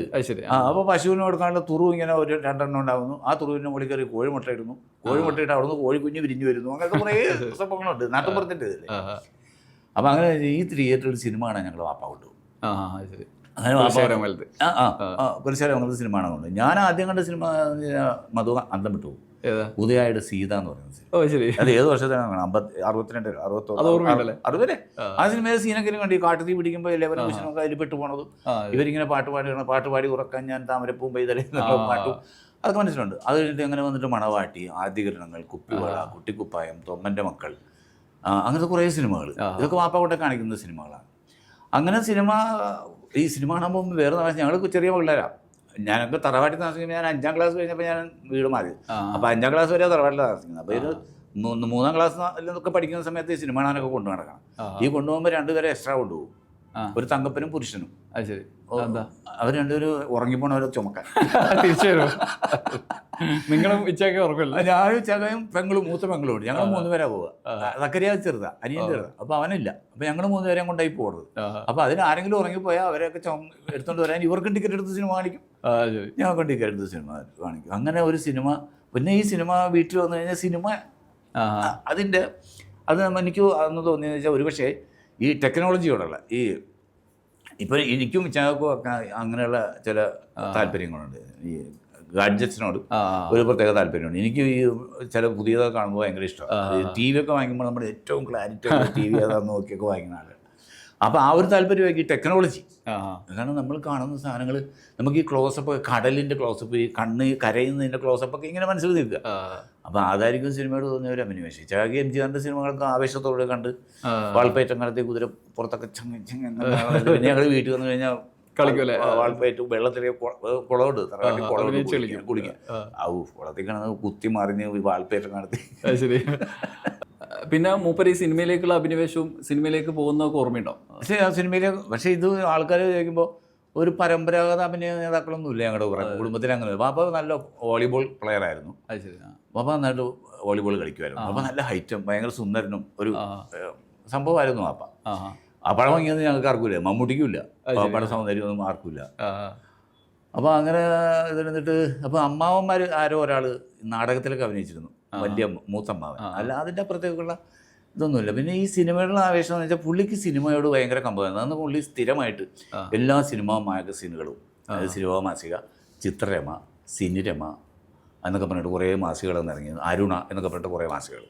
പിന്നെ എല്ലാ സിനിമയുടെയും നോട്ടീസുകൾ അന്നൊക്കെ ഈ ഒരു വണ്ടിയിലല്ല, ഇങ്ങനെ ഒരു പോസ്റ്റർ ഇങ്ങനെ വടിയെ കുത്തിയിട്ട് ഒരു പടം പിടിച്ചിട്ടുണ്ട്, അതുകൊണ്ട് പിടിച്ചിട്ടുണ്ട് ഒരാൾ വരും, ഒരാൾ ചെണ്ടയും കൂട്ടി കൊണ്ടുവരും, ഒരാൾ നോട്ടീസ് ഇങ്ങനെ വിതരണം ചെയ്യും. നമ്മുടെ നാട്ടിൻപുറത്തെ കൂടി ഇങ്ങനെ നാട്ടിൽ കൊണ്ടുവരും. നമ്മളെ ജീപ്പിൽ അനൗൺസ് ചെയ്ത് വരും. അതൊക്കെ പിന്നീടാണ്, അതൊക്കെ പിന്നെ അത് ആദ്യം ഇതായിരുന്നു. ഞങ്ങളുടെ നാട്ടിൻപുറത്ത് ആ പാടവരമ്പ് കൂടി കയറി ഇങ്ങനെ വന്നിട്ട് ഞങ്ങളുടെ വീടിൻ്റെ തറവാട്ട് വീടിൻ്റെ നോക്കിയാൽ നേരെ കുറേ ദൂരെ പാടം കാണാം, കൃഷിസ്ഥലം കാണാം. അപ്പോൾ അതിൻ്റെ പാടവരമ്പത്തോട്ട് ഇങ്ങനെ നടന്നൊക്കെ ഇങ്ങനെ നമുക്ക് എൻ്റെ പുസ്തകങ്ങളിൽ ചിലതിലൊക്കെ ആ ഒരു സംഭവങ്ങളൊക്കെ എഴുതിയിട്ടുണ്ട്. അതൊക്കെ നമുക്ക് എഴുതുമ്പോൾ നമ്മുടെ നാട്ടിൽ നമുക്ക് പരിചയമുള്ള ആളുകളുടെ ഒരു ഫ്ലേവറൊക്കെ വരും, ഒരുപാട് അങ്ങനെ വന്നിട്ടുണ്ട്. അപ്പോൾ അങ്ങനെ വന്നിട്ട് ആ നോട്ടീസുകളെല്ലാം ഇന്ന് കളക്ട് ചെയ്തു. പക്ഷേ സങ്കടം എന്ന് വെച്ചാൽ അതൊന്നും സൂക്ഷിച്ച് വെച്ചില്ല. ശരി. മനസ്സിലായില്ലേ? ഞങ്ങൾ ഈ നാനാ ചിത്രഭൂമി, വെള്ളി നക്ഷത്രം ഒക്കെ ഇറങ്ങിയ കാലത്ത് ആ ഞാനവിടെ ആദ്യം ലക്കം മുതലുള്ളത് കളക്ട് ചെയ്തിട്ട് ഒരു 6-8 കെട്ടുകളാക്കി ഇങ്ങനെ അടുക്കി മച്ചപ്പുറത്ത് വെച്ചിട്ടുണ്ടായിരുന്നു. ആ ഒരു സമയത്ത് അതെല്ലാം കൂടി എടുത്ത് കൊടുത്തു ആർക്കും തൂക്കി വയ്ക്കാനോ എന്തോ ഞങ്ങളുടെ വീട് മാറിയപ്പോഴേ എന്തോ. ഇപ്പം അതാലോചിക്കുമ്പോൾ ഭയങ്കര സങ്കടം. എങ്കിൽ പിന്നെ ആ പുസ്തകം, ആ പഴയ നാനായ വെള്ളി നക്ഷത്രമൊക്കെ വെച്ചിട്ട് നമുക്ക് ചാനലിൽ സുഖമായിട്ട് ചെയ്യാമായിരുന്നു. അത് നോക്കി പറഞ്ഞാൽ മതിയായിരുന്നു. ഗോസിപ്പുകളൊക്കെ ഇപ്പൊ ഇൻഫർമേഷൻ എന്നുള്ളവർക്കും ഭയങ്കര ഒരുപാട് സംഭവങ്ങൾ അന്നൊക്കെ ഇച്ചാക്കട ഒരു കവർ പേജൊക്കെ നാനായിൽ അടിച്ചു വന്നത് മുന്നേറ്റം അഭിനയിക്കുമ്പോൾ ഇച്ചാക്കട രതീഷിനെ കൂടി ഒരു ഫോട്ടോയാണ് ആദ്യമായിട്ട് ഇച്ചാക്കട നാനയുടെ ഫുൾ കവർ പേജ് അടിച്ചു വരണം. അതൊക്കെ നമുക്ക് ഇങ്ങനെ സൂക്ഷിച്ചു വെച്ചിരുന്ന. പിന്നെ വിൽക്കാണ്ട് സ്വപ്നങ്ങളിൽ ഒരു സ്റ്റില്ല് നാനയുടെ സെൻട്രൽ പേജിന്റെ സൈഡിൽ ബ്ലാക്ക് ആൻഡ് വൈറ്റിൽ, അതൊക്കെയാണ് നമ്മളിങ്ങനെ ചിലതൊക്കെ ഇങ്ങനെ ആളുകൾ ഓൺലൈനിലൊക്കെ. അപ്പൊ ഇങ്ങനെ സിനിമ അഭിനയിക്കാനൊക്കെ പുള്ളി ഇങ്ങനെ വീട്ടിൽ പറയാതെയൊക്കെ പോണാ. ഈ അനുഭവങ്ങൾ വളച്ചുകളിൽ പുള്ളി പറഞ്ഞ സംഭവങ്ങളൊക്കെ തന്നെയാണ്. പോയിട്ട് കണ്ണിൽ ലൈറ്റ് അടിച്ചിട്ട് ശരിയായില്ല, അതുകൊണ്ട് പോകാൻ പറഞ്ഞിട്ട് പിന്നെ കരഞ്ഞു പിടിഞ്ഞൊക്കെ അഭിനയിച്ച് ശരിയായി. അങ്ങനെ പിന്നെ കാലചക്രത്തിൽ അഭിനയിച്ച ഒരു സീൻ, അത് കഴിഞ്ഞൊക്കെ പിന്നെ വിട്ടു. പിന്നെ പഠിത്തം, എൻറോൾമെന്റ്, വക്കീൽ പണിയൊക്കെ ആയിട്ട് ഇങ്ങനെ പോകാം. പിന്നെ അതിനുശേഷമാണ് അപ്പോൾ MT ആയിട്ടുള്ള പരിചയം, അതൊക്കെ അറിയാവുന്ന ആളുകൾക്ക് അറിയാവുന്ന കാര്യങ്ങൾ. MT ആയിട്ടുള്ള ബന്ധവും പരിചയം, അത് ചലച്ചിത്ര ഇതുണ്ടല്ലോ, കുറേ സിനിമ സംഘടനകളുണ്ടായിരുന്നല്ലോ, പുതിയ പുതിയ സിനിമകൾ കാണിക്കുന്ന ഫിലിം സൊസൈറ്റികൾ. അങ്ങനെയായിട്ട് ഫിലിം സൊസൈറ്റി ആയിട്ട് ബന്ധപ്പെട്ട് അങ്ങനെ MT ആയിട്ട് ഇങ്ങനെ സംസാരിച്ച് അങ്ങനെ ഒരു സൗഹൃദം ഉണ്ടായിരുന്നു. അങ്ങനെയാണ് MT ദേവലോകം, ചെറുകാടൻ നോവൽ ദേവലോകം എന്ന് പറഞ്ഞ സിനിമ എടുക്കാൻ പോയപ്പോൾ അത് സഖാവ് പാപ്പച്ചൻ ആ ക്യാരക്ടർ. പക്ഷെ അത് അന്ന് ഈ ജനശക്തി ഫിലിംസ് എന്ന് പറഞ്ഞിട്ട് ഇടതുപക്ഷത്തിൻ്റെ ജനകീയ സംഭവമാണ്. പക്ഷെ ആ പടം നടന്നില്ല, അത് നിന്നുപോയി. അത് കഴിഞ്ഞിട്ടാണ് ഈ വിൽക്കാണ്ട് സ്വപ്നങ്ങളിലേക്ക് ആസാദ് ഡയറക്റ്റ് ആണ്. ആസാദ് മരിച്ചതിന് ശേഷം പിന്നെ MT ഡയറക്റ്റ് ചെയ്തത് പടം. പിന്നെ വിൽക്കാണ്ട് സ്വപ്നങ്ങൾ സ്ഫോടനത്തിലാണോ? അല്ല, അതിനുശേഷം അല്ല, പോസ്റ്ററിന് അത് മേള വന്നതിന് മുമ്പ് മേളയിൽ. അപ്പോൾ ജോർജ് വൈഫിനെയും കാണിച്ചു രാത്രി കൂട്ടിക്കൊണ്ടുപോയി പോസ്റ്റർ കാണിച്ചു കൊടുത്തൊരു കഥ മേളയിൽ വന്നു. അതിനായിട്ട് മേളയുടെ ഡിസ്ട്രിബ്യൂഷൻ വിജയ മൂവിസായിരുന്നു, അവരുടെ പ്രൊഡക്ഷനായിരുന്നു. അത് ജയന്റെ മരിച്ച സമയത്തൊക്കെ. പക്ഷെ ജയന്റെ വേഷം അല്ല പുള്ളി ചെയ്തത്. ആ കാലത്ത് നിങ്ങൾ ഈ സിനിമയില് ഫീൽഡിലൊക്കെ പോകുന്നുണ്ടോ? സിനിമ കാണാൻ പോകും.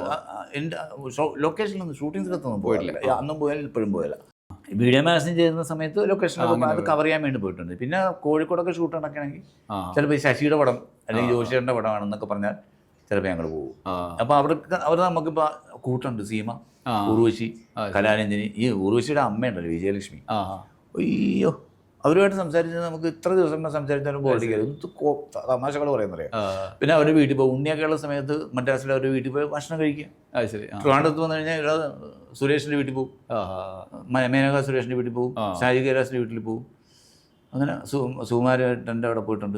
ഈ പൃഥ്വിരാജൊക്കെ കുഞ്ഞായിരിക്കും, മുട്ടൊക്കെ കടിച്ചിരിക്കുന്ന സമയത്തൊക്കെ പോയിട്ടുണ്ട്.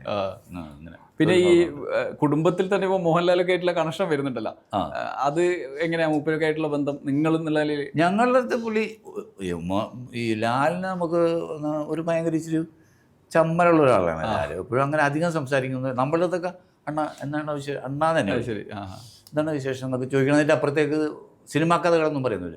ഇവർ രണ്ടുപേരും കഥകളും ഇച്ചക്കായിട്ടുള്ള സംസാരം കൂടുതലും എപ്പോഴും അവിടെ വന്നാൽ തന്നെ ഈ ചകടം മൂട്ടി കയറി ഇരിക്കില്ല. ആ സൈഡിൽ പോയി ഇരിക്കും. വന്നിട്ട് ഇങ്ങനെ നമ്മൾ പുറത്ത് കാണുന്നതിന് അപ്പുറത്ത് അവർ കണക്ഷൻ അതിപ്പോൾ നമുക്കുണ്ട്. സിനിമയുടെ അപ്പുറത്തേക്ക് സിനിമ അത് തൊഴിൽ, അതിൻ്റെ അപ്പുറത്തേക്കുള്ള സൗഹൃദങ്ങൾക്ക് സിനിമ ഒരു തടസ്സമൊന്നുമല്ലല്ലോ. എല്ലാവരുമായിട്ട് നമുക്ക് അങ്ങനെ ബന്ധമാണ്. നമ്മൾ മുമ്പ് എല്ലാവരുമായിട്ട് ഇപ്പോൾ ഗണേഷിനൊക്കെ ചോദിച്ചാൽ അറിയാൻ പറ്റും. ഞങ്ങൾ മഹാനഗരത്തിൻ്റെ ഷൂട്ടൊക്കെ നടക്കുമ്പോൾ ഹോട്ടൽ റൂമിൽ ഞങ്ങൾ എന്ത് ബഹളം, ഞാൻ, മുരളി, ഗണേശൻ, ബൈജു, മഹേഷ്, ഇപ്പോൾ മഹേഷിൻ്റെ സീരിയൽ പഴയ മഹേഷ്, വിജയരാഘവൻ, അങ്ങനെ ലാലു അലക്സ് ഒക്കെ ഒരു ഭയങ്കര കമ്പനിയായിരുന്നു. അംബിക, സീമ. അപ്പോൾ സീമയൊക്കെ നമ്മൾ മദ്രാസിൽ പോയാൽ അവരുമായിട്ട് ഇങ്ങനെ സൗഹൃദം. ലൊക്കേഷൻ വന്നു കഴിഞ്ഞാൽ എല്ലാവരുടെയും കല്യാണത്തിന് പോകും. അംബിയുടെ കല്യാണത്തിന് വീഡിയോ എടുത്തത് ഞാൻ, മുകേഷിൻ്റെ കല്യാണത്തിന് വീഡിയോ എടുത്തത് ഞാൻ. അതല്ലാതെ തന്നെ ഈ സരിതയായിട്ട് എൻ്റെ വൈഫ് നല്ല കണക്ഷനാണ്, നല്ല ബന്ധം. കാരണം ഞങ്ങളുടെ കല്യാണം കഴിഞ്ഞ സമയത്താണ് അവർ ഒരു കൊച്ചു കഥ, ആരും പറയാത്ത കഥയുടെ ഷൂട്ടിന് ഊട്ടിയിൽ നടക്കുമ്പോൾ അന്ന് ഞങ്ങൾ പോയി. ഞങ്ങളുടെ ഹണിമൂൺ ടൈമാണ് അന്ന്. അതിൽ സരിത ഉണ്ടായിരുന്നു. അങ്ങനെ സരിത ഇവിടെ തമ്മിൽ ഭയങ്കര ഫ്രണ്ട്സായി. അങ്ങനെ കല്യാണത്തിനൊക്കെ കുടുംബം. പിന്നെ ഒരു മകളും കൂടി ഉണ്ടല്ലോ എനിക്ക്, മോളും കല്യാണം കഴിഞ്ഞു. അവർക്ക് 2 കുട്ടികളുണ്ട്. അവന്മാർ മോളും ഒരു മോനും രണ്ടുപേരും നന്നായിട്ട് വരക്കും. നല്ല ചിത്രം. ഒരാൾ കാരിക്കേച്ചർ ചെയ്യും, മോൻ നന്നായിട്ട് കാരിക്കേച്ചർ ചെയ്യും. അവളുടെ വേറൊരു പാറ്റേൺ ഉള്ള വരകളാണ്. പക്ഷേ എൻ്റെ കയ്യിൽ ഫോട്ടോസൊന്നും ഇല്ല, എനിക്ക് കാണിച്ചു. പിന്നെ മോള് ഡിസൈൻ ചെയ്യും, ഡ്രസ്സ് ഡിസൈൻ ചെയ്യും. മരുമോൻ ഈ കാറുകളുടെ മോഡിഫിക്കേഷൻ, അത് ശരി. ഡിസൈനിങ് അങ്ങനെ പരിപാടികൾ അങ്ങനെ പോകും. മക്ബൂൽ ഇപ്പോൾ സിനിമയിൽ അത്യാവശ്യം ഇടക്കിടക്ക് വരുന്നുണ്ട്. ഇടയ്ക്കിടയ്ക്ക് സിനിമ ഒടുവിലും ഏതെങ്കിലും സിനിമ ചെയ്തോളാൻ പറഞ്ഞിരിക്കുക. നീ ഏത് സിനിമ വന്നാലും ചെയ്യും, ഏതെങ്കിലും ഒരു സിനിമ. മൂപ്പര് അഭിപ്രായം പറയണ്ടോ അങ്ങനെ? മൂപ്പർക്ക് അവൻ്റെ എന്നെ പറ്റി വല്ലേ അഭിപ്രായമൊന്നും പറയില്ലെങ്കിൽ അവനെ പറ്റി പുള്ളിക്ക് പ്രതീക്ഷ, അവന് സ്പാർക്കുണ്ട്. അത് ഒരു ചാൻസ് വന്നാൽ അത് നന്നാവും എന്ന് പറയാറുണ്ട്. അതുകൊണ്ട് വെയിറ്റ് ചെയ്യും. അവൻ പറഞ്ഞ പേഷ്യൻ്റാണ്, എത്ര വർഷം കാത്തിരിക്കാനും ഞാൻ തയ്യാറാണ് സിനിമയിൽ. എനിക്ക് അത് അവൻ്റെ പരിപാടി. അവന് എത്ര നല്ല ജോലി, അവൻ ഹോട്ടൽ മാനേജ്മെൻറ്റ് ഡിഗ്രി ഹോൾഡറാണ്. ശരി. എന്നിട്ട് ഞാൻ നല്ല എത്ര ഹോട്ടലുകളൊക്കെ ജോലി പിടിച്ചു കൊടുത്താൽ അറിയാം. ഒരു മാസം തേച്ച് നിൽക്കില്ല, അവൻ ഏതെങ്കിലും ഓഡീഷൻ പറഞ്ഞിട്ട് പോകും. 18 ഓഡീഷന് പോയിട്ട് റിജക്റ്റ് ആയിട്ടുണ്ട്. ശരി. അവിടെ നിന്ന് മമ്മൂട്ടിയുടെ തന്നെ എൻ്റെ മകനാണെന്നോ അങ്ങനെയൊന്നും പറഞ്ഞിട്ടൊന്നുമില്ല. മമ്മൂട്ടിൻ്റെ ചിലവിലൊന്നും നടക്കില്ല. ഈ ഫാസിലിൻ്റെ മറ്റേ ഒരു പടം ഉണ്ടല്ലോ, ഒരു കുറേ പിള്ളേരെ അഭിനയിച്ചൊരു പൊളിഞ്ഞു പോയൊരു സിനിമ ഉണ്ടല്ലോ, എന്താ എൻ്റെ പേര്, ലിവിങ് ടുഗദർ. അതിൻ്റെ ഓഡീഷൻ സംയുക്ത വർമ്മയും മോഹൻലാലും സംയുക്ത വർമ്മ അതല്ല, കുറേ പിള്ളേരെ അഭിനയിച്ച വസന്ത്, മറ്റേ മനസ്സിലായി. വസന്ത് എന്നൊരു പയ്യൻ, ഹേമന്ത് എന്നൊരു പയ്യനും, പിന്നെ നമ്മുടെ രവീന്ദ്രവേദൻ്റെ രണ്ടാമത്തെ അഭിനയിച്ച ചെറുക്കൻ പയ്യനൊക്കെയാണ്. അവരൊക്കെ അഭിനയിച്ചൊരു പടമാണ്. അതാണ് ആ പടം. മറ്റേത് ലൈഫ് ഈസ് ബ്യൂട്ടിഫുൾ, മോഹൻലാലിൻ്റെ അഭിനയിച്ച, സംയുക്ത അഭിനയിച്ച. ആ പടത്തിൻ്റെ ഒക്കെ ഓഡിഷൻ പോയിട്ട് റിജക്റ്റ് ആയിപ്പോയതാ. ശരി. എന്നിട്ട് മറ്റവന്മാരോ അഭിനയിച്ചു. ഈ ആദ്യം അഭിനയിക്കാൻ പോയത് ഇതിൽ അസുരവിത്ത് അഭിനയിക്കാൻ പോകുമ്പോൾ അവിടെ നിന്ന് അവൻ്റെ കൂടെ ഫസ്റ്റ് പടം തോന്നുന്നല്ലേ? അതാണ് ഫസ്റ്റ് പടം. അപ്പോൾ സീമാജി നായർക്ക് ഇങ്ങനെ എൻ്റെ അടുത്ത് വന്നിട്ട് അവരിങ്ങനെ കണ്ടപ്പോൾ അപ്പോൾ പിന്നീട് എന്നെ കണ്ടാൽ പറഞ്ഞ് ഞങ്ങളുടെ കൂടെ ഒരു പയ്യനെ കണ്ട ഇക്കാനെ കൊണ്ടിരിക്കുന്നത്. അപ്പോൾ ഞാൻ എൻ്റെ മകനാണ്. എന്നിട്ട് അവൻ ഇതുവരെ ആരോടും ഇക്കാര്യം പറഞ്ഞിട്ടില്ല, ലൊക്കേഷൻ ആരോടും പറഞ്ഞിട്ടില്ല. ശരി. ആർക്കും അറിയില്ല. നിങ്ങളുടെ ശബ്ദമൊക്കെ മാത്രമേ ബിഹേവിയറിലൊക്കെ ഭയങ്കര ഈ അവസാനമായിട്ട് ഒരു മമ്മൂട്ടിയുടെ ഏറ്റവും ഇഷ്ടപ്പെട്ട ഒരു കഥാപാത്രം ഏതാണെന്ന് ഓർമ്മയുണ്ടോ? എനിക്ക് പ്രത്യേകമായി പറയാൻ പറ്റുമോ? നമ്മൾ ഹോണ്ട് ചെയ്യുന്ന ചില ഓരോ കഥാപാത്രം നമ്മൾ ആ രീതിക്കാണ് നമ്മളിലേക്ക് വരിക. ഇപ്പം ഞാൻ പറയാം, നമുക്കിപ്പോൾ ഈ എന്താ പറയുക, ശമന തനിയാവർത്തനം ഞാൻ എൻ്റെ ക്ലൈമാക്സ് കണ്ടിട്ടില്ല, കാണുകയില്ല. അതുപോലെ ഞാൻ ആ സന്ദർഭം എന്നുള്ളൊരു ഒന്നും കണ്ടിട്ടില്ല, ഞാനൊന്നും കണ്ടിട്ടില്ല. നമുക്ക് ജോഷിയുടെ അപ്പോൾ അങ്ങനെയുള്ള സിനിമകൾ കാണുമ്പോൾ, അല്ലെങ്കിൽ പിന്നെ ഏത് സിനിമ കാണുമ്പോഴും പുള്ളിയുടെ ഭാഗം എപ്പോഴും ക്ലിയറാണ്. അഭിനയത്തിൻ്റെ കാര്യത്തിൽ നമുക്ക് കുറ്റം പറയാൻ ചില സിനിമകൾ മോശമാറുണ്ട്. പക്ഷേ നമുക്ക് ഒരുപാട് ഇഷ്ടമുള്ള ഒരുപാട് സിനിമകളുണ്ട്. എനിക്ക് സന്ധ്യയ്ക്ക് ഉരഞ്ഞു പോകുന്നൊക്കെ പറയുന്ന സിനിമകളൊക്കെ ഇപ്പോഴും കാണുമ്പോൾ നമുക്ക് ഭയങ്കര ഇഷ്ടമുള്ള സിനിമയാണ്. അമരം, അപ്പുറം വീരഗാഥയൊക്കെ എത്രയോ കാണും. വീരഗാഥ ബിഗിനിങ് ടു എൻഡ് അതിൻ്റെ കംപ്ലീറ്റ് ഡയലോഗ് എനിക്ക് കാണാൻ അറിയാം. എത്രയോ ഈ MT ഒക്കെ ആയിട്ട് എങ്ങനെ നിങ്ങളുടെ കണക്ഷൻ? എനിക്ക് സൗഹൃദം ഉണ്ടായിരുന്നു. ഞാൻ കുറേ മുമ്പാണ് ട്രിവാൻഡ്രത്ത് വെച്ച് കണ്ടത്. പിന്നെ സുഖമില്ലാതെ കണ്ടില്ല. ഈ അടുത്ത കാലത്തൊന്ന് പോകണം, നിങ്ങൾ വരെ നമുക്ക് ഒരുമിച്ച് പോയാലും നമുക്കൊന്ന് പോയാലോ? കാരണം പുള്ളി സുഖമില്ലായിരിക്കാം, തീരെ വയ്യ. കാണാൻ പോയാൽ കാണേണ്ടത് വരായിരുന്നു.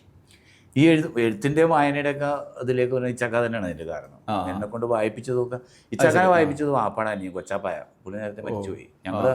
ഞങ്ങളുടെ വിദ്യാഭ്യാസ കാര്യങ്ങളിലും ഇച്ചക്കയുടെ കാര്യങ്ങളിൽ വിദ്യാഭ്യാസം, ഇച്ചക്കയുടെ പഠിത്തം, വായന എല്ലാത്തിലും പുള്ളി ഭയങ്കര ഇൻവോൾവ്ഡ് ആയിരുന്നു, ഭയങ്കര സപ്പോർട്ടായിരുന്നു. ഇച്ചക്കൊക്കെ ആദ്യം വായിക്കാൻ കൊടുത്തത് എബ്രഹാം ലിങ്കൻ്റെ ലൈഫ് ബയോഗ്രഫി, അതൊക്കെ വായിപ്പിക്കും. അപ്പോൾ അങ്ങനെ ഇച്ചക്കയുടെ വായനയിലൂടെ ഞാൻ വായിക്കാൻ തുടങ്ങി. അങ്ങനെ വായിച്ച് ഒരുപാട് പുസ്തകങ്ങൾ ചെറുതിലേ തൊട്ട് വായിക്കുമായിരുന്നു. അങ്ങനെ വായന MTയുടെ എഴുത്തുകളോടുള്ള ഭ്രമം, വൈക്കം മുഹമ്മദ് ബഷീറിൻ്റെ എഴുത്തുകളോടൊരു ഇഷ്ടം. ആ ഇഷ്ടങ്ങളാണ് എൻ്റെ ഭാഷ ഇങ്ങനെ ആക്കിയെടുത്തത്. ഞാൻ ആദ്യം പറഞ്ഞ പോലെ ആ മലയാളം BA ചേർന്നിരുന്നെങ്കിൽ കുറച്ചുകൂടെ നല്ല ഭാഷ, കുറച്ചുകൂടെ നല്ല വാക്കുകളും ഒക്കെ കിട്ടിയത്. അങ്ങനെ എഴുതുമ്പോൾ നമുക്ക് ഈ വായനയിൽ കിട്ടുന്ന പറയുന്ന പദങ്ങളുണ്ട്. അതുകൊണ്ട് ഈ പദങ്ങൾ ഇപ്പോൾ പാട്ട് എഴുതുന്നു അത് പറഞ്ഞുകൊണ്ട് ഞാൻ പറയാം. പാട്ട് ഞാൻ എഴുതി കുറേ വെച്ചിട്ടുണ്ട്, 12 വരി കുറേ പാട്ടുകൾ എഴുതി വെച്ചിട്ടുണ്ട്. എല്ലാം ഈ പഴയ കാലഘട്ടത്തിൻ്റെ ഒരു ടച്ചുള്ള പാട്ടുകളാണ്. അപ്പോൾ നമുക്ക് എവിടെ നിന്നെങ്കിലും ഒരു വാക്ക് വീണ് കിട്ടിയാൽ മതി.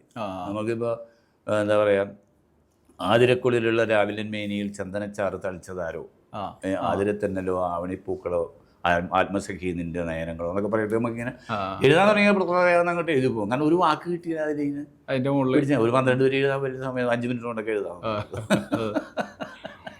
നോവൽ എങ്ങനെയാ എഴുത്തിലേക്ക്? നോവൽ എഴുതുന്നത് ഞാൻ ഈ എൻ്റെ സോഷ്യൽ മീഡിയ എഴുത്തുണ്ടായിരുന്നു. ഫേസ്ബുക്കിൽ ഞാനിങ്ങനെ ചെറിയ ചെറിയ സാധനങ്ങൾ, കുട്ടിക്കഥകൾ ഇങ്ങനെ എഴുതി വിടുമായിരുന്നു. അപ്പോൾ അതങ്ങനെ വായിക്കുമ്പോൾ ആളുകൾ നല്ല സുഖമുണ്ട്, വായിക്കാൻ സുഖമുണ്ട്, ഇതിനൊക്കെ ഒരു വായനാ സുഖമാണെന്നൊക്കെ പറഞ്ഞിട്ട് ഇങ്ങനെ ഇതാക്കി.